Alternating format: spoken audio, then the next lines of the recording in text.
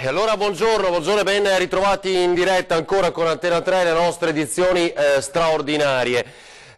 Siamo, ve lo ricordiamo, anche su Facebook perché possiate, se volete, commentare, dirci la vostra. Tra poco, lo avevamo promesso, continua la mobilitazione totale della nostra televisione, del gruppo Media Nord-Est, per garantirvi l'informazione costante su quel che sta accadendo in Veneto. Cosa succede oggi? E ve lo mostreremo dalle immagini tra pochissimo, mentre ecco ringrazio Antonio Esposito e Andrea Basso. Se facciamo vedere la schermata piena, c'è già pronta Tiziana e tra pochissimo andremo da lei con Paolo Sanavio. Vi faccio vedere poi commenteremo anche le pagine di oggi, ma giusto le ultime notizie. Intanto sapete che è attivo da questa notte, e ringraziamo i tantissimi che hanno condiviso il video di Antena 3 dalla pagina ufficiale. Se volete potete farlo ancora,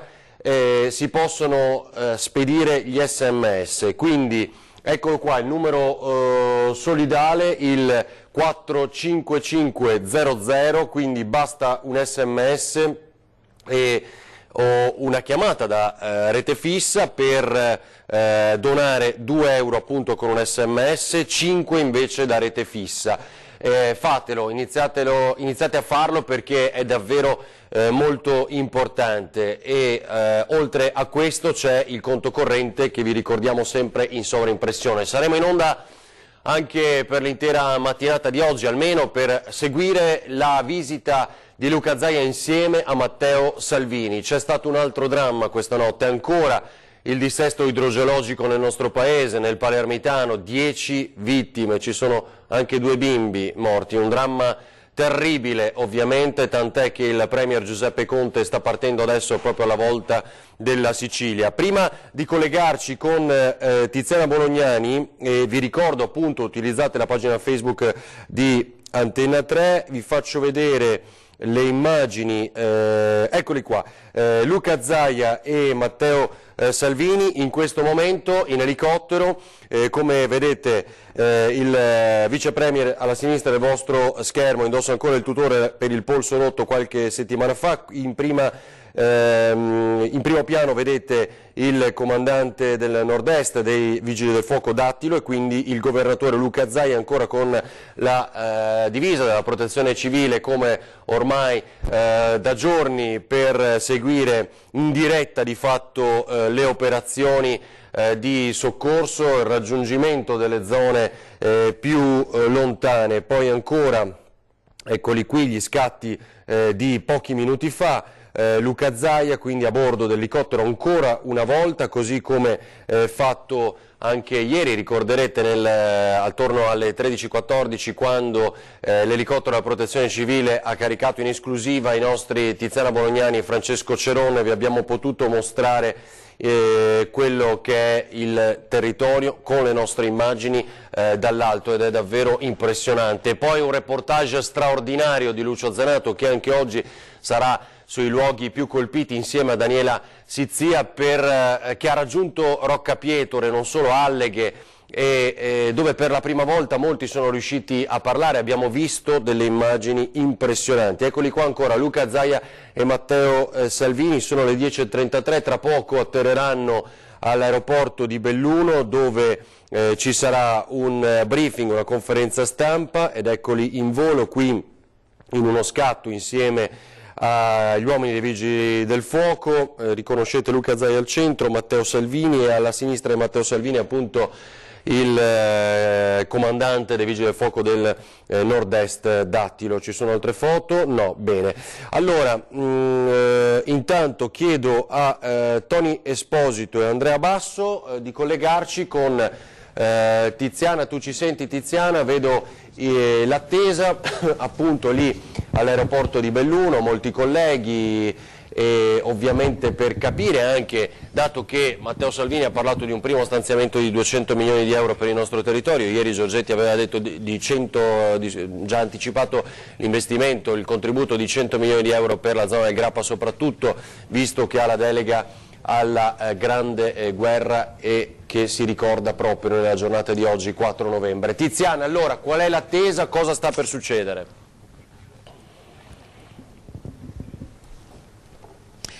Sì, buongiorno Ferdinando. Allora, qui siamo di nuovo nel cuore pulsante dell'unità di crisi situata in provincia di Belluno, al centro di coordinamento soccorsi e il nucleo elicotteri dei carabinieri. Qui in questo momento si sta aspettando l'arrivo del Ministro dell'Interno Matteo Salvini, che con il Presidente della Regione Luca Zaia in questo momento stanno sorvolando le aree disastrate dall'Apocalisse, come l'ha definita ieri il capo della Protezione Civile Borrelli, dell'Apocalisse che ha stravolto completamente il territorio bellunese a partire da tutto l'ecosistema.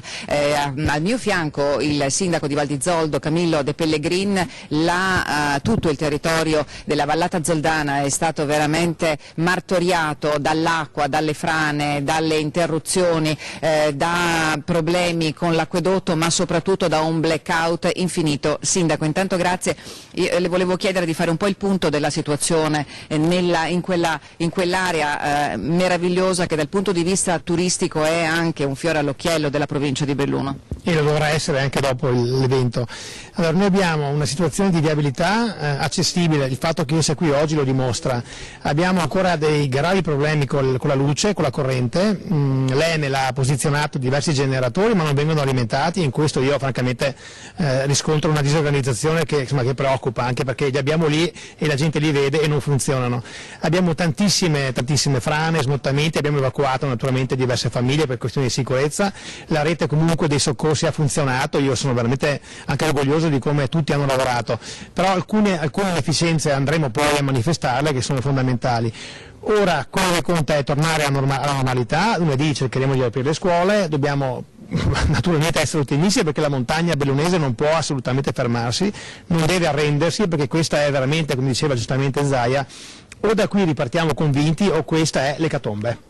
Senta, a proposito dei problemi della corrente elettrica, che vi ricordo sono stati denunciati anche a Colle di Santa Lucia, poco fa parlavo con un funzionario dei Vigili del Fuoco e ci ha detto che ci sono dei gruppi elettrogeni che sono arrivati, in mezzo alle centinaia di gruppi arrivati in provincia di Belluno qualcuno è andato in avaria, e così a Colle Santa Lucia, che sta piangendo veramente perché non c'è la luce da una settimana, ci sono fermi questi generatori di energia elettrica. Per quanto riguarda la vallata zoldana, che è la patria anche del gelato, la patria mondiale del gelato, abbiamo riscontrato che ci sono anche problemi proprio per realizzare la materia prima, è così?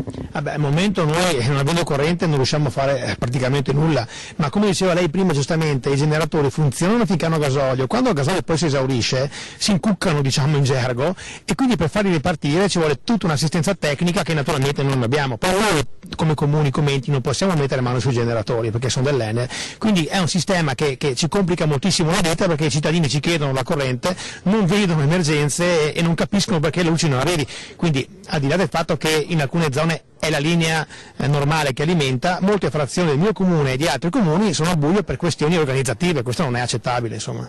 E noi siamo con lei e siamo con lei anche al pensiero, come dire, un pensiero che tormenta evidentemente gli operatori turistici della sua zona, perché ieri dicevamo l'8 di dicembre normalmente è la data che convenzionalmente fa partire la stagione turistica invernale, ci sono gravissimi problemi anche per gli impianti sciistici. Da informazioni che ho io sembrerebbe che gli impianti non siano stati colpiti in maniera grave, perlomeno nello Zoldano, quindi in linea di massima a corrente ripristinata potremmo anche augurarci di far ripartire la stagione. È tutto il resto che deve tenere. Ricordo che domani, piste da sci? sì, primo gli alberi, le piste, poi abbiamo un altro grave problema che va comunque tenuto sott'occhio. Domani, martedì, hanno messo ancora pioggia, domani in particolare, e noi abbiamo la rete viaria che è fortemente compromessa. La SP 251 la si vede ma non si sa esattamente quello che c'è sotto, quindi potrebbe da un momento all'altro cedere da qualche parte e bloccare il traffico. A quel punto noi siamo isolati. Ecco, allora ringrazio Camillo De Pellegrini, il sindaco di Val di Zoldo, per questa ennesima testimonianza. Saremo anche in quelle zone per documentare che cosa è accaduto in questa settimana. Oggi è giorno 7, se ricordate 7 giorni fa iniziò a piovere in maniera insistente proprio nel pomeriggio e il Piave attorno alle 5:30 cominciò a dare i primi cenni di sofferenza. A Belluno ci fu l'ordinanza, venne messa l'ordinanza per la chiusura del ponte Bailey e poi nella nottata nella nottata di lunedì la tragedia con il Piave che ha letteralmente distrutto il parco di Lambioi, da dove questa mattina 350 volontari, una pattuglia di 350 cittadini hanno risposto volontariamente alla chiamata del sindaco Jacopo Massaro per andare a ripulire laddove è possibile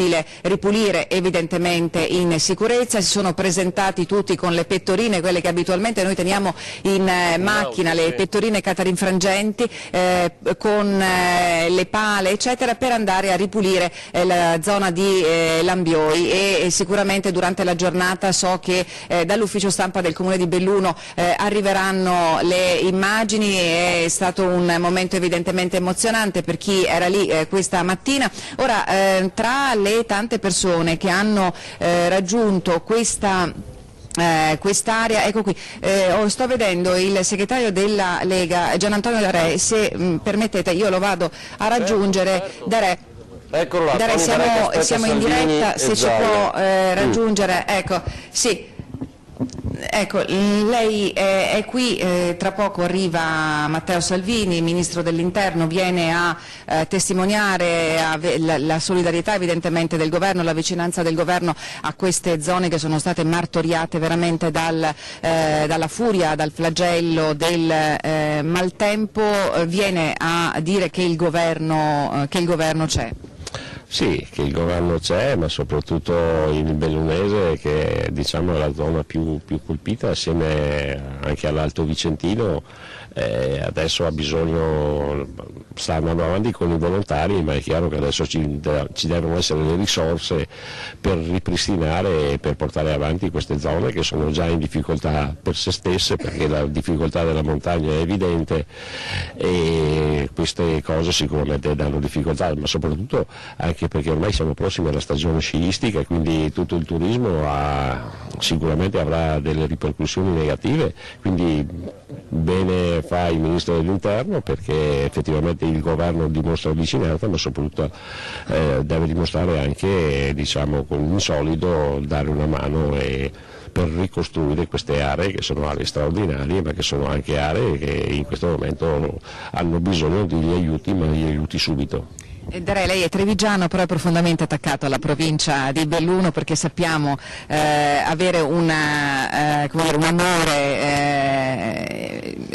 smisurato per queste zone. Ci passa moltissimo tempo durante le vacanze. Sì, anche perché io sono di Vittorio Veneto, sono stato sindaco, quindi ho avuto altre emergenze, diciamo, con il bellunese, perché confiniamo proprio con la provincia di Belluno, quindi la nostra è una vicinanza che va al di là, anche le amicizie sono del bellunese e quindi ci sentiamo parte in causa di questa tragedia che ha colpito, diciamo, tutte le vallate del bellunese.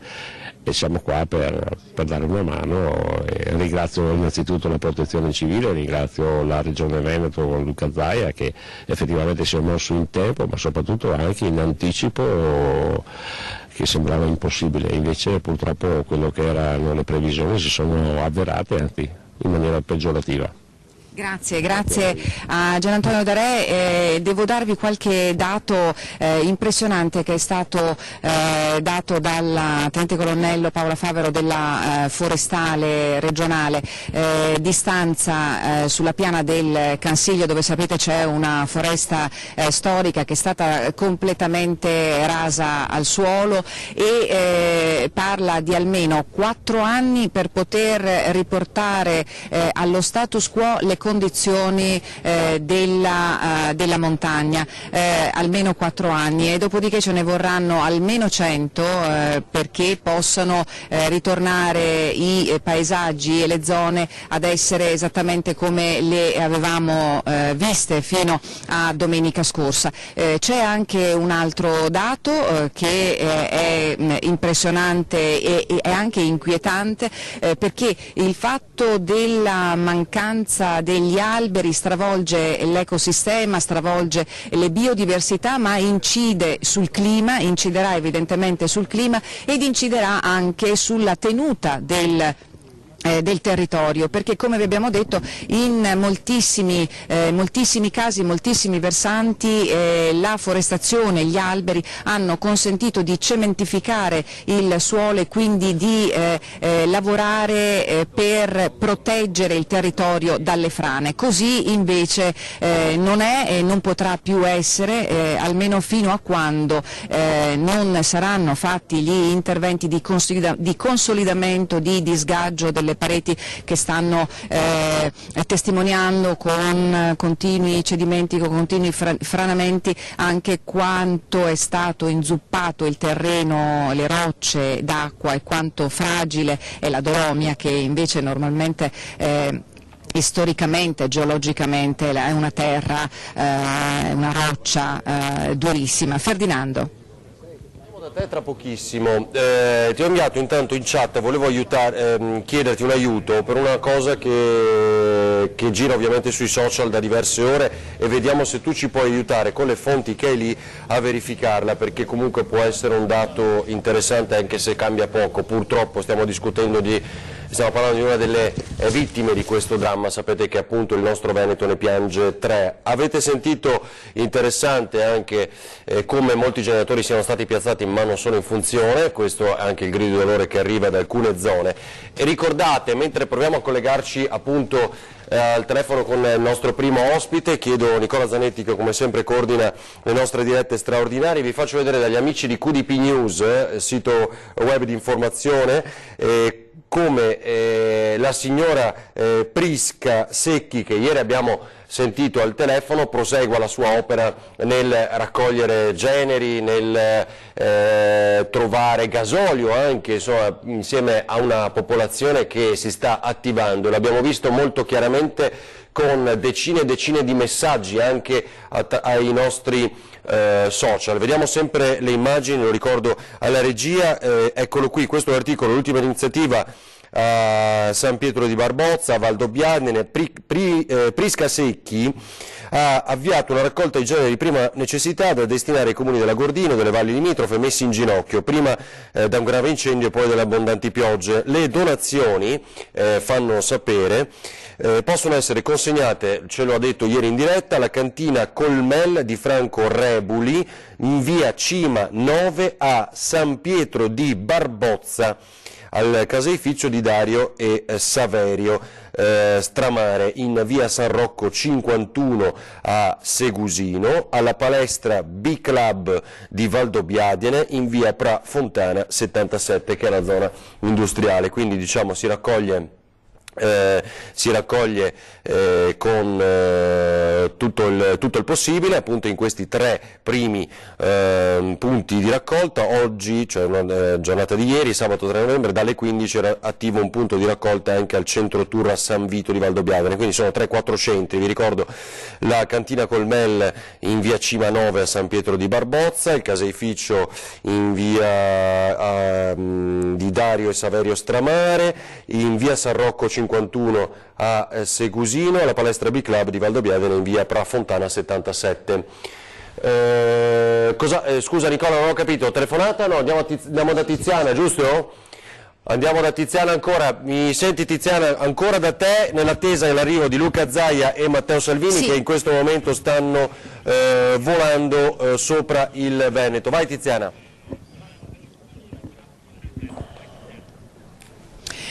Sì Ferdinando, allora solo per farci raccontare dal questore di Belluno, aprile, come si sta muovendo la polizia in queste giornate di grandissima emergenza sul territorio, questore, un grandissimo impegno da parte di tutti voi.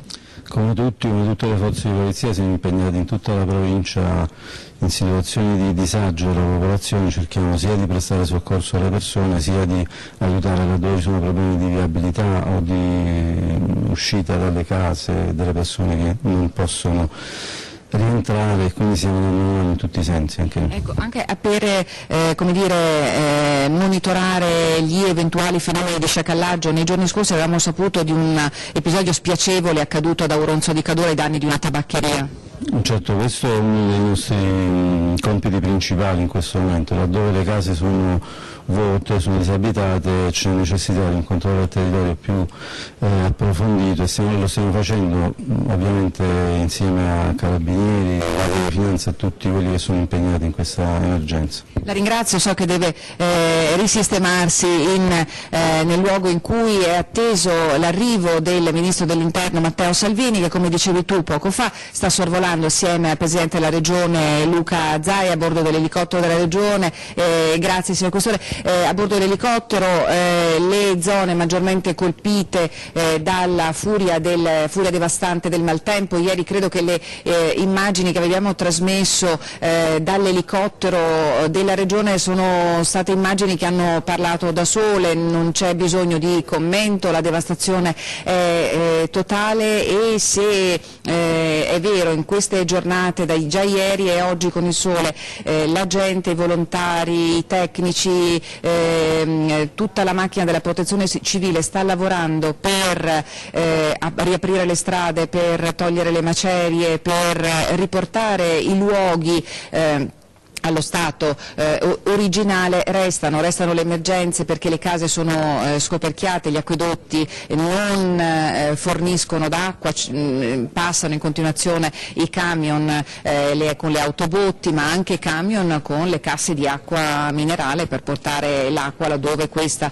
non arriva magari a singhiozzo, e insomma servono generi evidentemente di prima necessità. Ieri dall'aeroporto di Belluno si è visto per il terzo giorno consecutivo all'opera l'enorme elicottero dell'esercito, che noi siamo stati abituati a vederlo evidentemente nei film, sembrava il film di Rambo, e aveva attirato anche l'attenzione di moltissimi curiosi, moltissime famiglie. Mai si era visto un elicottero del genere qui in città, che ha fatto la spola per trasportare le cose, più i mezzi e i generatori, che sono evidentemente molto pesanti. Questa è la situazione nell'attesa del Ministro dell'Interno Salvini, che questa mattina però ha avuto anche modo di ricordare, di esprimere tutto il cordoglio per la tragedia che ha colpito nella notte la Sicilia, con l'esondazione di un torrente che ha travolto un villino all'interno del quale due famiglie si erano ritrovate come ogni sabato, come ogni fine settimana, per cenare, per trascorrere qualche ora in allegria. Ebbene, quell'acqua si è portata via 10 persone, è davvero una tragedia incredibile. Abbiamo detto che ieri fortunatamente il conto delle vittime, grazie al fatto che l'allerta è stata lanciata in provincia di Belluno con grande anticipo, che questa allerta ha limitato il numero delle vittime. Sento audio che disturba, allora non so se mi avete chiesto la linea perché vi sento anche poco. No, vai tranquilla Tiziana, ti ascoltavamo, adesso torniamo da te tra pochissimo. Tu stai aspettando, lo ricordiamo, Luca Zaia e Matteo Salvini, che come detto sono in volo, abbiamo mostrato il video. Adesso ti salutiamo per qualche istante Tiziana, e andiamo a cercare di raggiungere Lucio Zanato, sì, che come sempre anche lui in condizioni critiche perché è un po' più in su e cerca di documentare qual è la situazione oggi, con la luce e ancora le tante persone al lavoro, insieme a Daniela Sizia. Tony, ti chiedo se uno di voi mi può raggiungere in studio, facciamo vedere come si manda l'SMS, perché vedo che molti ancora sono poco convinti, e poi vi leggerò ancora alcuni messaggi che stanno arrivando alla pagina Facebook di Antena 3. Intanto vediamo questo video, Enel Distribuzione, perché è uno dei temi fondamentali. Guardate, questi sono alcuni generatori di corrente, ne abbiamo visti, li ha documentati anche lo stesso Lucio Zanato nella giornata di ieri. Molti erano fermi a un distributore di benzina come punto di raccolta, definiamolo così, mi pare nella zona di Alleghe, vado a memoria, là appunto gli elicotteri poi andavano a prenderli per trasportarli nelle zone più isolate, e abbiamo sentito poco fa il sindaco proprio come, dirci come nella Val Zoldana per esempio ci siano ancora difficoltà, cioè questi motori ci sono ma non sono ancora in funzione, e quindi questo sarà un tema interessante e attiene anche all'organizzazione, insomma, quindi immaginate quando le persone finalmente vedono arrivare dal cielo questo aiuto, però un aiuto che poi tarda a mettersi in moto. Tony, qualcuno può raggiungermi per l'inquadratura? Vediamo se riusciamo a far vedere insieme in diretta, ed eccolo qua il numero solidale 45500, attivato dalla Protezione Civile come richiesto immediatamente dal governatore Luca Zaia. Il maltempo in Veneto, Friuli Venezia Giulia, Liguria e provincia autonoma di Trento, numero solidale 45500, grazie Andre.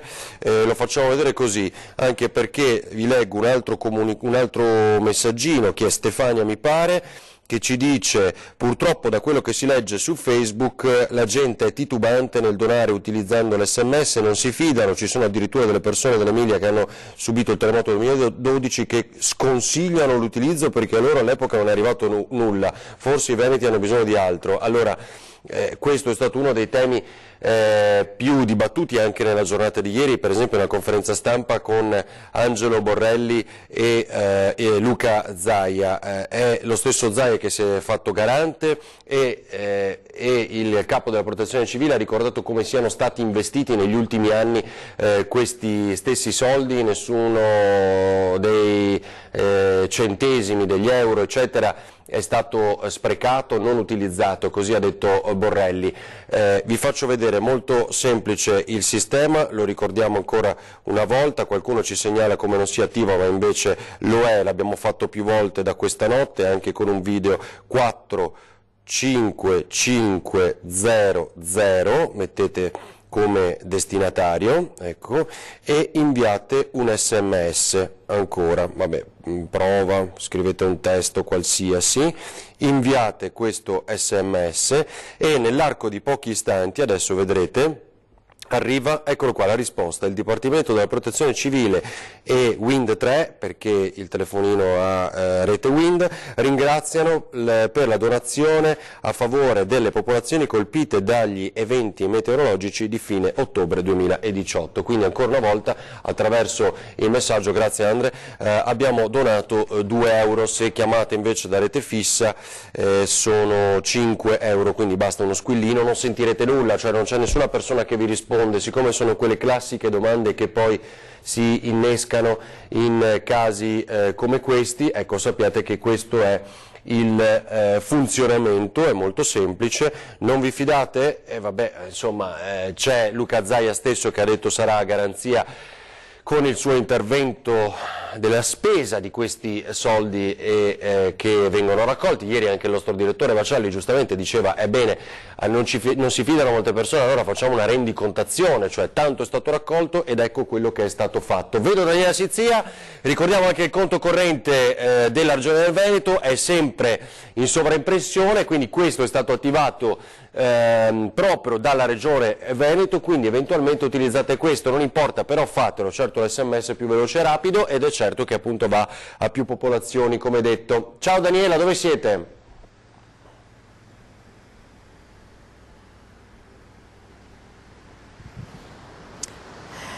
Buongiorno Ferdinando, siamo a Ponte Masso, lo vedete alle mie spalle, a Sospirolo. Iniziamo da qui il nostro viaggio nel Lagordino, andremo poi a Dalle, che torneremo a Rocca Pietore, cercheremo di arrivare a Cencenighe, Val di Zoldo, tutte le zone che sono state maggiormente colpite. Vi racconteremo come stanno vivendo in questo momento i residenti, che fra l'altro, come ricordiamo, continuano ad essere senza energia elettrica nonostante ci siano, insomma, in questo momento stia arrivando il gasolio. Però vi vorrei far vedere subito alle mie spalle, lo vedete là, l'immagine simbolo di quello che è accaduto. La casa è completamente sgretolata, la forza dell'acqua, del cordevole che ha raggiunto la casa, e guardate, si è portata via anche una parte dell'argine.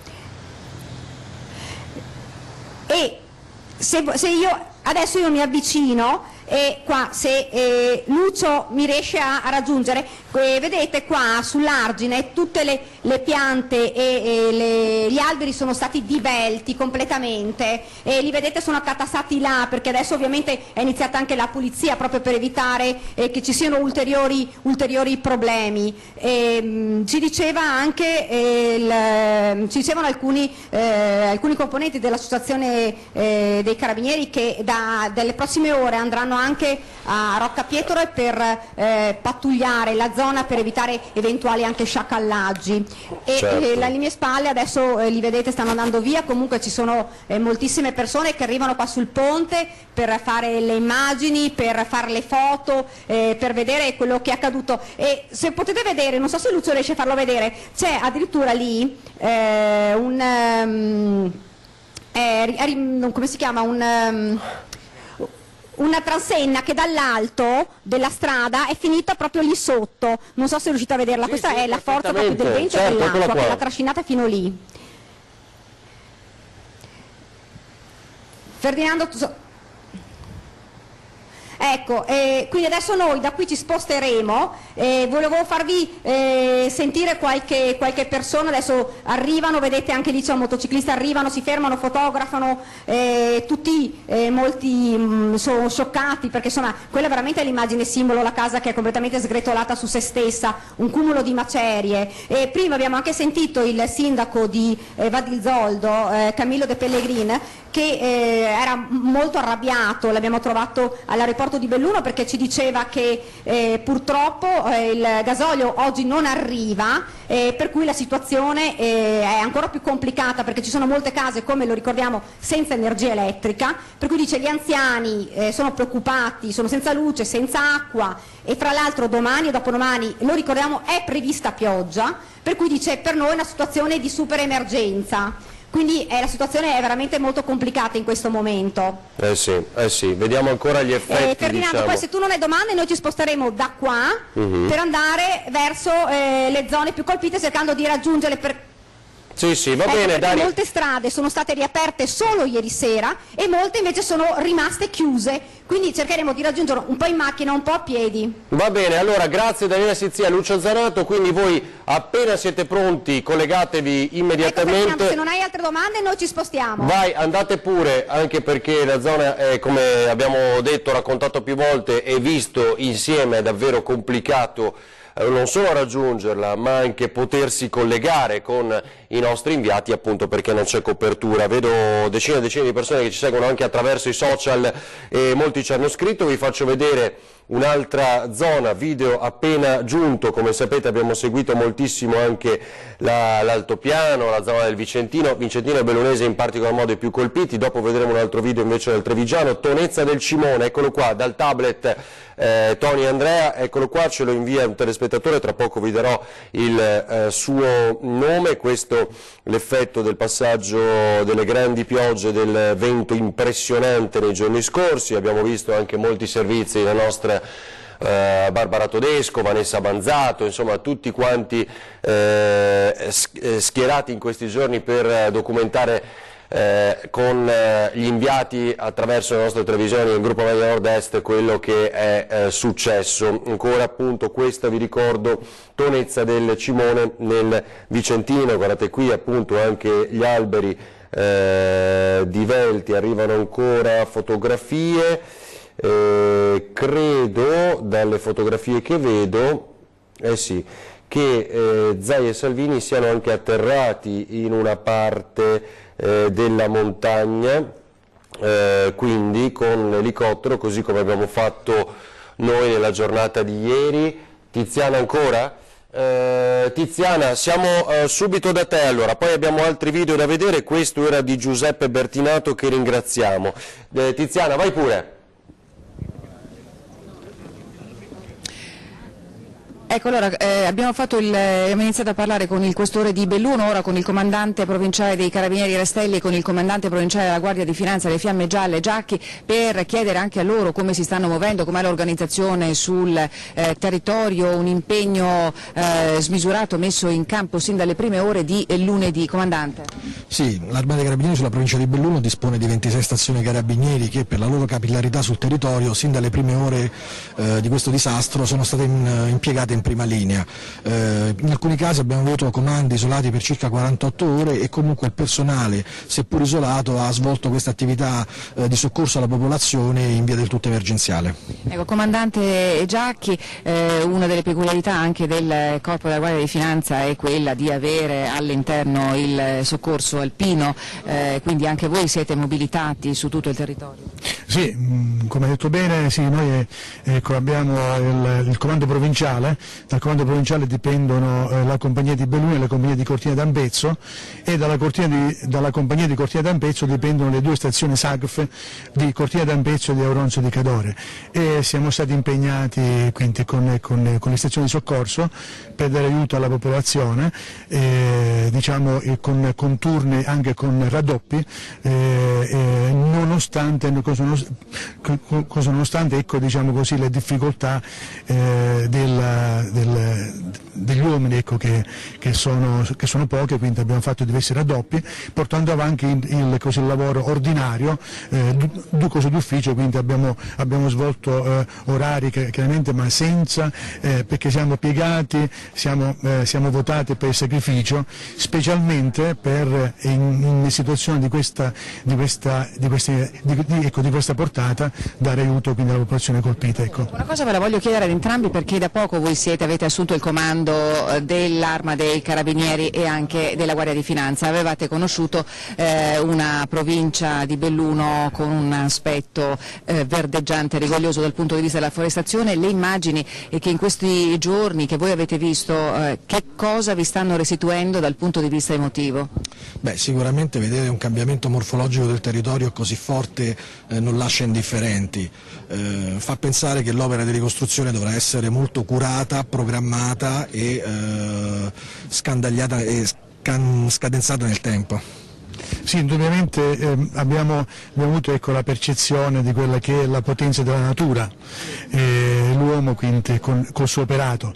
Chiaramente adesso il lavoro di ricostruzione sarà un lavoro piuttosto intenso e impegnativo, adesso sarà il dopo, che chiaramente richiederà altrettanto sacrificio. Ecco. Vi ringrazio entrambi, buon lavoro, ringraziamo perché evidentemente la presenza delle forze dell'ordine sul campo, ve l'abbiamo ripetuto all'infinito, lo sfinimento in questi giorni è fondamentale anche per garantire non solo la viabilità laddove questa è interrotta, ma anche per sorvegliare le zone che sono state evacuate, le zone che sono isolate dalle frane. Ferdinando. Sì, Tiziana, solo una cosa, intanto non sapevo tra l'altro dagli aggiornamenti che sì, l'amico e grandissimo investigatore, il colonnello Rastelli, fosse diventato comandante adesso a Belluno, ed è una notizia molto bella. Ti prego di portare i saluti della nostra redazione. È un uomo che è sempre stato vicino ai cittadini, certo, che in un momento come questo immaginerete l'Arma, che è sempre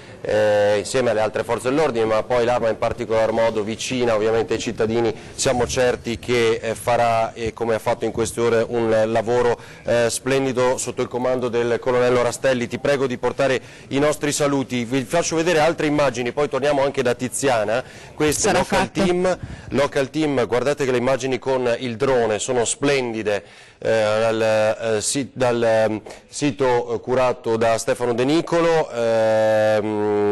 amico web reporter adesso e teleoperatore. Come vedete, guardate che devastazione, sono molto chiare queste immagini, in tantissimi hanno utilizzato i droni per documentare quello che è successo. Continuiamo a vedere queste immagini, ma abbiamo al telefono, la saluto e la ringrazio, Vania Gava, sottosegretario all'ambiente. Buongiorno, bentrovata. Buongiorno a voi. Allora, senta, so che ovviamente insieme a Massimiliano Fedriga, per esempio, nei giorni scorsi lo abbiamo visto e documentato, ha già fatto un sopralluogo nelle zone del Friuli che ci segue e che sono state duramente colpite. Sottosegretario, noi oggi attendiamo l'arrivo di Matteo Salvini, che tra pochi minuti atterrerà insieme a Luca Zaia. Cosa si sente di dire a questi territori colpiti? Ma io in questi giorni sono sempre stata in contatto con l'assessore Bottacin e con Zaia per sapere l'evolversi della situazione.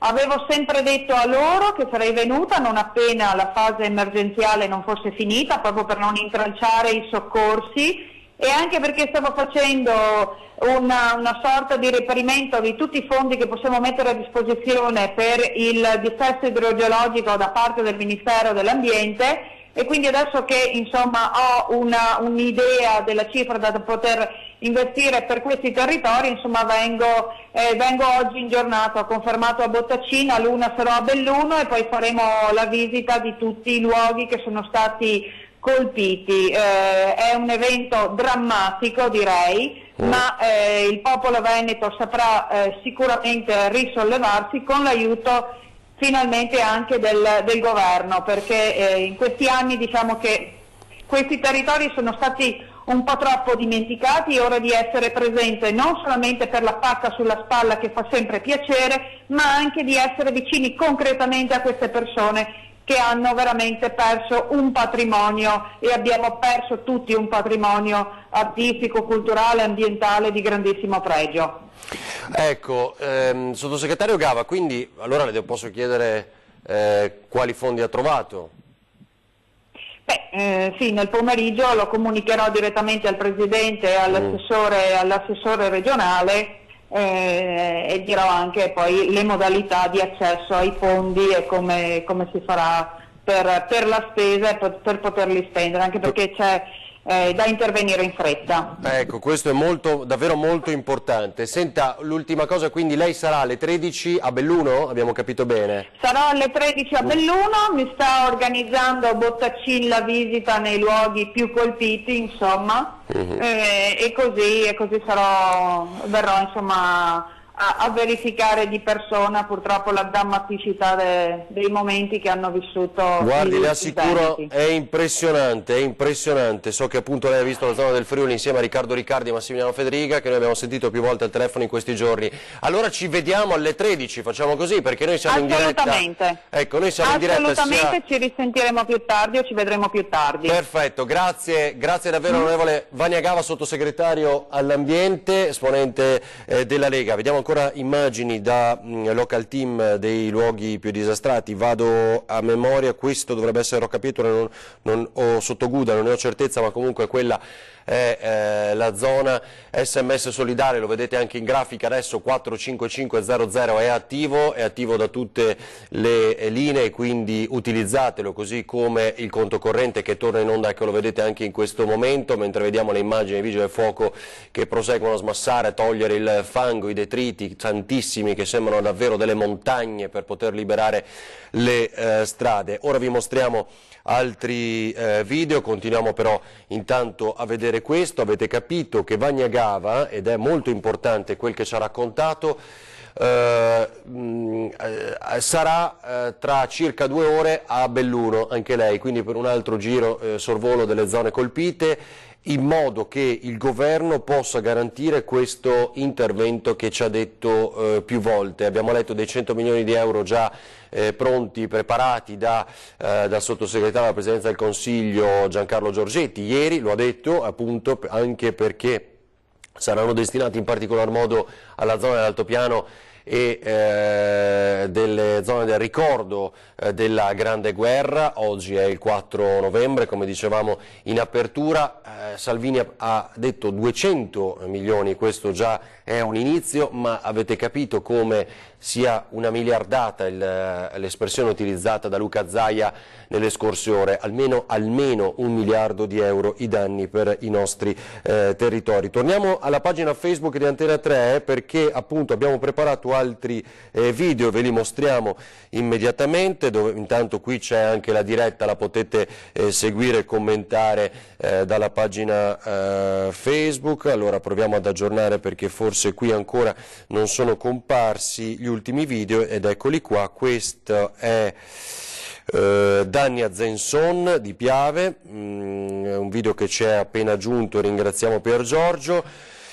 Queste sono le abitazioni, ovviamente, questo intanto è l'esterno, poi vedremo anche l'interno. Guardate che valanga di fango anche per queste persone, nella zona della Marca Trevigiana, il Piave, gli effetti, guardate il limite ovviamente raggiunto dalle tante case, vedete lassù dove ci sono le finestre, sino a lì arrivava l'acqua, lo abbiamo documentato molto bene nei giorni scorsi. Ora quest'acqua è scesa, è rientrata nell'alveo naturale del fiume, anche se le stesse aree golenali è previsto che appunto si debbano e si possano allagare. Adesso vediamo il reportage da Rocca Pietore, va benissimo Nicola, prepariamolo perché è uno dei racconti più impattanti fatti da Lucio Zanato nella giornata, nella serata a dire il vero di ieri. Eccoli qua ancora gli uomini al lavoro, sempre un video che non parte, eccolo qua, non si vede? Non si vede, non so perché, eccolo qui, adesso lo vediamo ma non riusciamo ad allargarlo. Riproviamo così, niente da fare. Allora, ci sono altri messaggi, li vediamo al volo, prima di tornare alla CNN. Sì, certo, grazie Marco, lo abbiamo mostrato anche l'altro giorno, ecco il video della CNN. Ricorderete, l'abbiamo mostrato in diretta quando proprio Tiziana Bolognani citava come l'interesse da parte dell'informazione CNN e BBC almeno sia stato pressoché immediato, certo sempre dopo gli organi di stampa locali che lo stesso Luca Zaia ha ringraziato più volte per l'informazione costante. Le immagini dal drone della CNN che mostrano, eccola anche la prima neve su questi stuzzicadenti quando la forza della natura ha giocato a Shanghai con le nostre montagne, lanciando sui pendii queste centinaia di migliaia di alberi che sono ora adagiati e che inevitabilmente possono innescare un nuovo pericolo nelle prossime ore quando la pioggia tornerà, e quindi bisogna liberare il prima possibile quest'area perché non rotolino gli alberi, quel che resta degli alberi, sino alle strade nuovamente o ai fiumi, ancor peggio nel momento in cui dovessero ingrossarsi, anche se di poco, ancora nelle prossime ore. Allora, prima di collegarci ancora con Lucio Zanato, Daniela Sizia, sta per arrivare Matteo Salvini, quindi lo diciamo insieme a Luca Zaia, lo diciamo ai nostri inviati, alla regia, appena doveste intravedere qualche movimento all'aeroporto di Belluno, e lasciamo dunque aperto sempre il collegamento con Tiziana e Paolo Sanavio. Ci colleghiamo subito con Belluno perché sta per cominciare la conferenza stampa. Ah no, allora vedo l'assessore Bottaccin, quindi prima di vedere il reportage di Rocca Pietore, Tiziana, subito da te un grazie ancora enorme al lavoro che sta facendo, ed è più importante all'assessore Bottaccin, e anche per la possibilità che ci ha dato ieri di mostrare quasi in diretta il vostro reportage dall'alto dell'elicottero. Ecco, adesso Paolo è pronto, andiamo subito da te. Sta arrivando? Allora, crediamo che l'elicottero con a bordo il Ministro dell'Interno Matteo Salvini sta arrivando, me lo conferma? Sì, sta arrivando dall'ultimo sopralluogo che ha fatto in Comedico. Ecco, allora io sgancerei in questo momento Bottaccin, che deve andare a ricevere il Ministro, prego, passi pure. Niente, allora in realtà non è lui, quindi allarme, esatto, quindi l'allarme, esatto, è come ieri, falso allarme. E allora approfittiamo di questo momento invece con l'assessore Bottaccin, in questo momento di attesa, per chiedergli qual è la situazione, qualche cifra, qualche dato oggi, soprattutto per quanto riguarda l'energia elettrica. Allora, allo stato attuale abbiamo ancora 1400 utenze non connesse, gran parte però sono seconde case, quindi questa è una notizia positiva. Enel sta continuando a portare generatori di corrente laddove le linee sono assolutamente compromesse, come le frazioni di Rocca Pietore, perché la cabina di Saviner è assolutamente inutilizzabile, e quindi la situazione dal punto di vista dell'energia elettrica si sta lentamente sistemando. Rimane ancora il problema dell'acqua potabile, rimane il problema della viabilità, domani pioverà, quindi con un territorio così compromesso la viabilità continua ad avere delle problematiche legate a fenomeni di franosi, magari di piccola entità, ma che continuano a complicare le operazioni di soccorso. Conferma che l'allerta emessa per lunedì e martedì è di tipo arancione? Intanto vediamo nel pomeriggio, perché noi aggiorniamo i bollettini frequentemente, l'ARPA li aggiorna frequentemente, quindi voglio vedere quello del pomeriggio. È un arancione che comunque con una situazione del genere ci preoccupa, e quindi l'attenzione viene tenuta al massimo livello. Diciamo che la fase più acuta della gestione emergenziale immediata è stata superata, i volontari che ringrazio delle colonne mobili regionali di altre regioni stanno lentamente rientrando, rimangono qui solo le unità specialistiche sul taglio alberi e movimento terra, e vengono sostituiti invece dai volontari del Veneto che nelle prime ore non potevano essere disponibili nel Bellunese perché erano impegnati per l'emergenza acqua. Sì. Due domande velocissime, una è quella che ti ha detto prima il sindaco, quindi se puoi riportare il problema dei generatori da attivare, diciamo, in alcune zone, ma quella più importante, noi abbiamo ricevuto, se lo puoi dire all'assessore, centinaia di segnalazioni di persone che sono pronte a dare una mano, e tu l'hai raccontato molto bene di quel che è accaduto stamattina a Belluno. Cosa devono fare, se l'assessore ci può dare un'indicazione, così adesso che lo stanno seguendo in tantissimi, perché queste persone si possono organizzare? Noi abbiamo detto: contattate la protezione civile dei vostri comuni e saranno loro eventualmente ad attivarvi. Cosa dice l'assessore? Sì. Allora Assessore, la domanda da studio è la seguente, la prima gliela riporto anche perché poco fa ho incontrato il sindaco di Val di Zoldo, Camillo De Pellegrini, e ci ha raccontato che ci sono problemi con i generatori che sono arrivati, che non entrano in funzione perché manca il gasolio, in alcuni casi come Colle Santa Lucia hanno delle avarie, quindi non possono entrare in funzione. La seconda invece è alla luce del fatto che moltissimi cittadini si stanno mettendo a disposizione, vogliono dare una mano, come devono fare? Allora, diciamo che per il primo problema il tema di Colle Santa Lucia è stato affrontato nell'immediatezza quando è arrivato quel generatore. Sottolineo che stiamo trasportando generatori un po' dappertutto, quindi stiamo gestendo numeri grandi. Solo per citare quanti volontari sono in campo, abbiamo fatto la valutazione 2 sere fa, erano 3.060, quindi una macchina complessissima, e non appena il sindaco ci ha comunicato il problema è stato immediatamente sostituito. Per quanto riguarda la fornitura di gasolio per i generatori, ne ho parlato questa mattina con Enel perché avevamo avuto qualche segnale di questo tipo e ci hanno garantito che stanno facendo il giro dappertutto. In ogni caso noi siamo a totale disposizione di Enel, gliel'abbiamo detto, sia con le unità dell'esercito che con le unità della protezione civile, a garantire noi l'approvvigionamento qualora Enel ce lo comunichi nel momento in cui dovesse avere problemi, insomma, quindi siamo a totale disposizione. Però Enel mi ha confermato, c'è qui anche l'amministratore delegato, mi ha confermato che stanno facendo il giro dappertutto, quindi non dovrebbero esserci problemi da qui in avanti. Per quanto riguarda invece l'altro aspetto, sono contento, nel senso che si vede la solidarietà dei veneti, però non ci si improvvisa. Ci sono stati anche dei feriti, persone che con la buona volontà, animate dalla buona volontà, volevano aiutare, i volontari della protezione civile si sono fatti male.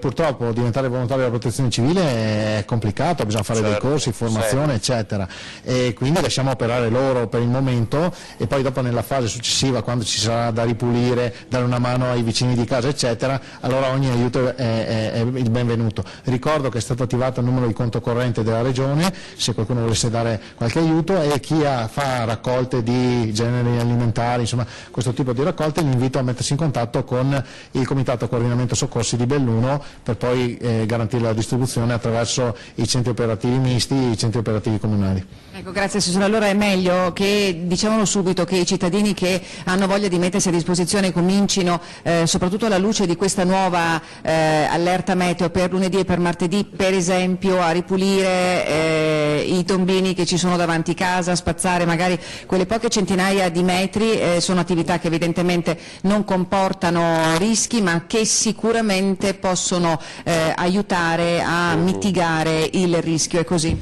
Assolutamente sì, la prevenzione funziona, lo abbiamo visto in questi giorni, il bilancio avrebbe potuto essere enormemente più grande, in pianura non abbiamo avuto esondazioni di corsi d'acqua come invece accade nel 2010 con mezzo Veneto allagato grazie agli interventi che sono stati fatti messi in campo in questi anni, e in montagna, lo diceva ieri il geologo Salti, quindi non lo dico io, se non fossero state fatte le opere che sono state fatte avremmo avuto un bilancio enormemente maggiore rispetto a quello che c'è stato. Sono state compromesse opere idrauliche, viabilità, elettrodotti, però abbiamo salvato vite umane, questo dobbiamo ricordarlo. Grazie Assessore, buon lavoro, poi ci rivedremo durante la giornata.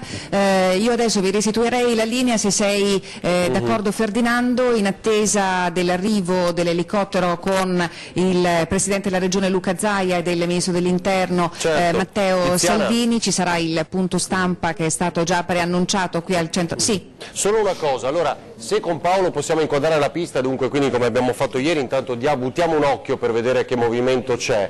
Poi quello che ti volevo chiedere, se hai possibilità anche questo di verificare, anzi due cose. La prima, abbiamo scoperto che c'è l'amministratore delegato di Enel, quindi se riusciamo poi a raggiungerlo magari te lo indicano e ti aiutano per scambiare due chiacchiere anche con lui, appunto, e capire qual è la situazione dell'intervento, perché è stato uno dei principali problemi ovviamente del dopo disastro. E la seconda cosa è capire proprio sul fronte dei volontari, siccome ci sono due notizie che circolano in merito alla morte di quella anziana, pareva che appunto stesse osservando il taglio degli alberi e dalla caduta di uno di questi è stata colpita, invece altri dicono che è stato un incidente domestico, quindi il dramma non cambia, purtroppo lo sappiamo, però vediamo se possiamo verificare questa con le fonti che hai tu lì, va bene?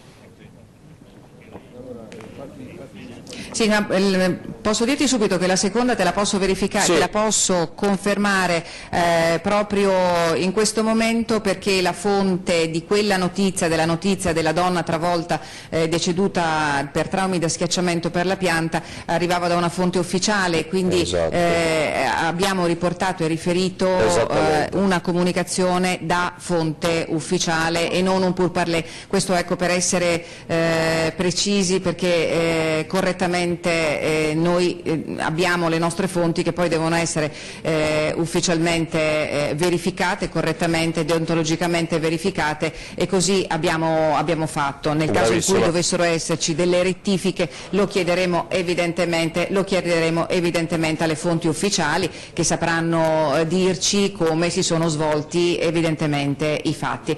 Mi chiedevi di recuperare l'amministratore delegato di Enel, ora mi attivo immediatamente. Devo dirti che, contrariamente alla giornata di ieri, le misure di sicurezza qui nell'area del nucleo elicotteri dell'aeroporto di Belluno sono cambiate, sono molto stringenti, e quindi dobbiamo tenerci alla larga e non possiamo andare sulla pista come abbiamo fatto ieri, quindi dobbiamo stare al nostro posto, lo facciamo rispettosamente. Sappiamo che poi durante la conferenza stampa invece avremo modo di avvicinare il Vice Premier Matteo Salvini e di sentire dalla sua voce che cosa ha visto e quali sono i sentimenti che gli hanno trasmesso le immagini della montagna ferita. A voi. Perfetto. Tiziana, benissimo, allora adesso ci riguardiamo quello che è stato uno dei reportage più toccanti del nostro racconto della giornata di ieri, ed è quello di Lucio a Roccapietore insieme a quel volo in elicottero. È stata una delle immagini più forti della cronaca nella giornata di sabato. E due cose, così avvertiamo anche la regia e la stessa Tiziana: appena dovesse atterrare Matteo Salvini ovviamente interrompiamo anche il servizio. Avete sentito, immaginiamo che sarà più il vice premier forse e ministro dell'interno Matteo Salvini a annunciare interventi concreti, anticipare più che altro interventi concreti per il nostro territorio, ma Vania Gava, il sottosegretario, sarà con noi alle 13, quindi ascolteremo eventualmente anche da lei. Faccio vedere solo dal tablet rapidissimamente, attenzione, Veneto Strade ha comunicato: gli operatori su strada stanno lavorando senza sosta per ripristinare la viabilità sulle strade del Bellunese. Ci segnalano che su molti tratti ci sono i cosiddetti turisti del selfie delle disgrazie, oltre a essere attività di cattivo gusto alcuni intralciano i lavori, sarebbe meglio evitare. Altra cosa, smentita ulteriormente un'altra fake news, come già abbiamo fatto questa notte attraverso i social, abbiamo avuto un'ulteriore conferma da Tiziana Bolognani ed è importante la lettura appunto perché quello che vi ha detto l'assessore Bottaccina è fondamentale, cioè non ci si può improvvisare, chi è volontario, chi è della protezione civile è preparato, quindi ringraziamo i tantissimi angeli della montagna, li possiamo definire, che sono pronti a mettersi in marcia per raggiungere quei luoghi, ma è meglio che lo facciano i 3.060 che già sono a lavoro e sono volontari, più tutte le forze dell'ordine e le forze armate che stanno facendo un lavoro fondamentale. E quindi la notizia della morte di quell'anziana purtroppo è come ve l'abbiamo raccontata l'altra sera, ed è quello che ci ha confermato in diretta lo stesso Bottacin quando era ospite qui negli studi di Antena 3. Vediamo il reportage da Rocca Pietore, pronti a interromperlo in qualsiasi momento se arriva Salvini con Zaia. Da qui in poi il paesaggio è tutto così. Guardate sassi come sono volati sulla strada, guardate cosa c'è qui. Noi proseguiamo a piedi perché stanno ancora lavorando con lo scavatore, adesso cerchiamo di avvicinarci al cantiere. È impressionante la quantità di fango che è precipitata sulla strada, guardate. Guardate qui, mentre in fondo i mezzi stanno ancora lavorando per liberare, guardate qua, la quantità di detriti che erano sulla strada e che adesso con le pale meccaniche stanno portando via. Questo secondo me è l'immagine simbolo di quello che è accaduto. Questo era il giardino della casa, guardate l'entrata, guardate che cosa è successo. Con immagini come questa si capisca perfettamente che cosa è successo qua veramente in pochissimo tempo. Volontari al lavoro, mentre noi cerchiamo di proseguire. Guardate dove è finita la macchina. Guardate dove è finita la macchina, spinta. Mia figlia era qui su ed è stata recuperata alle 7 del mattino dai vigili del fuoco. Devo solo ringraziare questa macchina operativa, anche se i danni sono tantissimi e spero che non ci abbandonino. Qui vediamo una valanga di fango. Ah, guardi, non so, è già un miracolo che non si sia fatto male a nessuno. Esatto, è un miracolo che stiamo tutti bene, che non è successo niente e non pensavo di fare il ponte del 4 novembre e di farlo in questo modo. Che devo dire? Da buoni veneti ci si rimbocca le maniche e si fa. C'è stato un silenzio rumoroso, un silenzio che ha fatto rumore questi giorni perché Sottoguda è stata dimenticata. Comunque queste persone ci riconciliano col genere umano. È vero. È stato veramente terribile saper di non poter venire, poter vedere com'era la situazione. Qui ci sono tutti i nostri sogni e i nostri sacrifici e quindi... Voi però non mollate? No, assolutamente. È solo una prova. Dipendenza.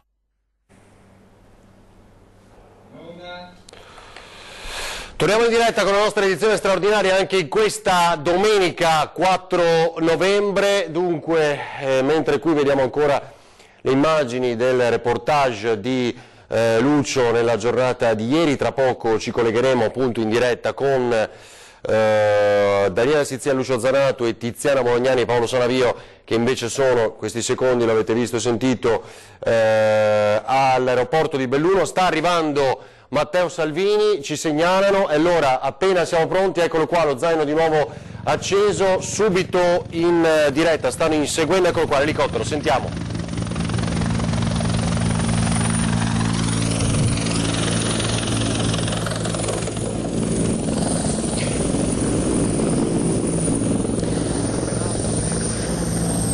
Ecco, state vedendo l'elicottero dei Vigili del Fuoco che è appena atterrato qui al nucleo elicotteri di Belluno. Sono schierate tutte le massime autorità della provincia per ricevere il Ministro dell'Interno Matteo Salvini e il Presidente della Regione Luca Zaia. Sono di ritorno, sono arrivati dalla parte del Cadore, l'elicottero è arrivato dalla parte del Cadore, quindi immaginiamo che prima il giro abbia interessato le zone dell'Alto Agordino. Non escludiamo, ce lo faremo dire tra poco, che il Ministro si sia fermato anche in Alto Agordino per vedere qual è la situazione. Vi faccio vedere le immagini. Permesso, scusa, permesso un attimo.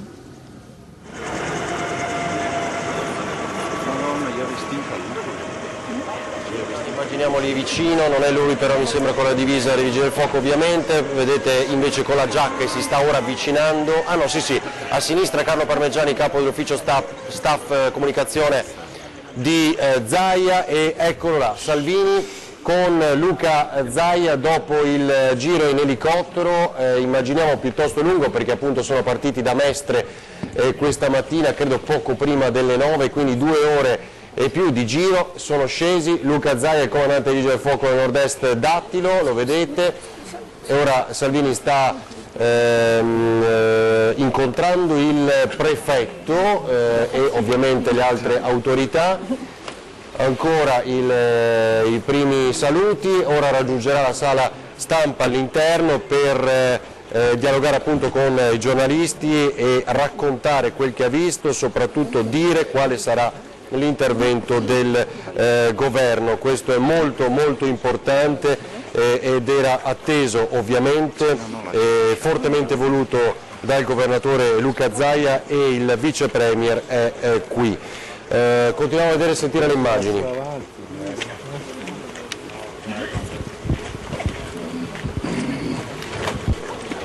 Sta arrivando? Sì. Io non ci vedo niente. Sì, ce l'ho arrivando. Non fidi di qua. Tirate qua.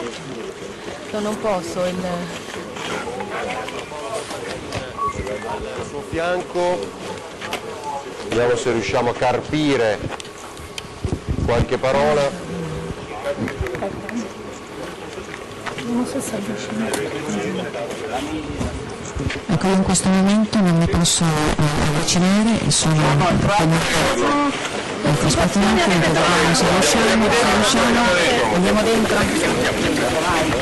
Ministro, ci dice qualcosa? Non c'è niente qui. Va bene, allora andiamo dentro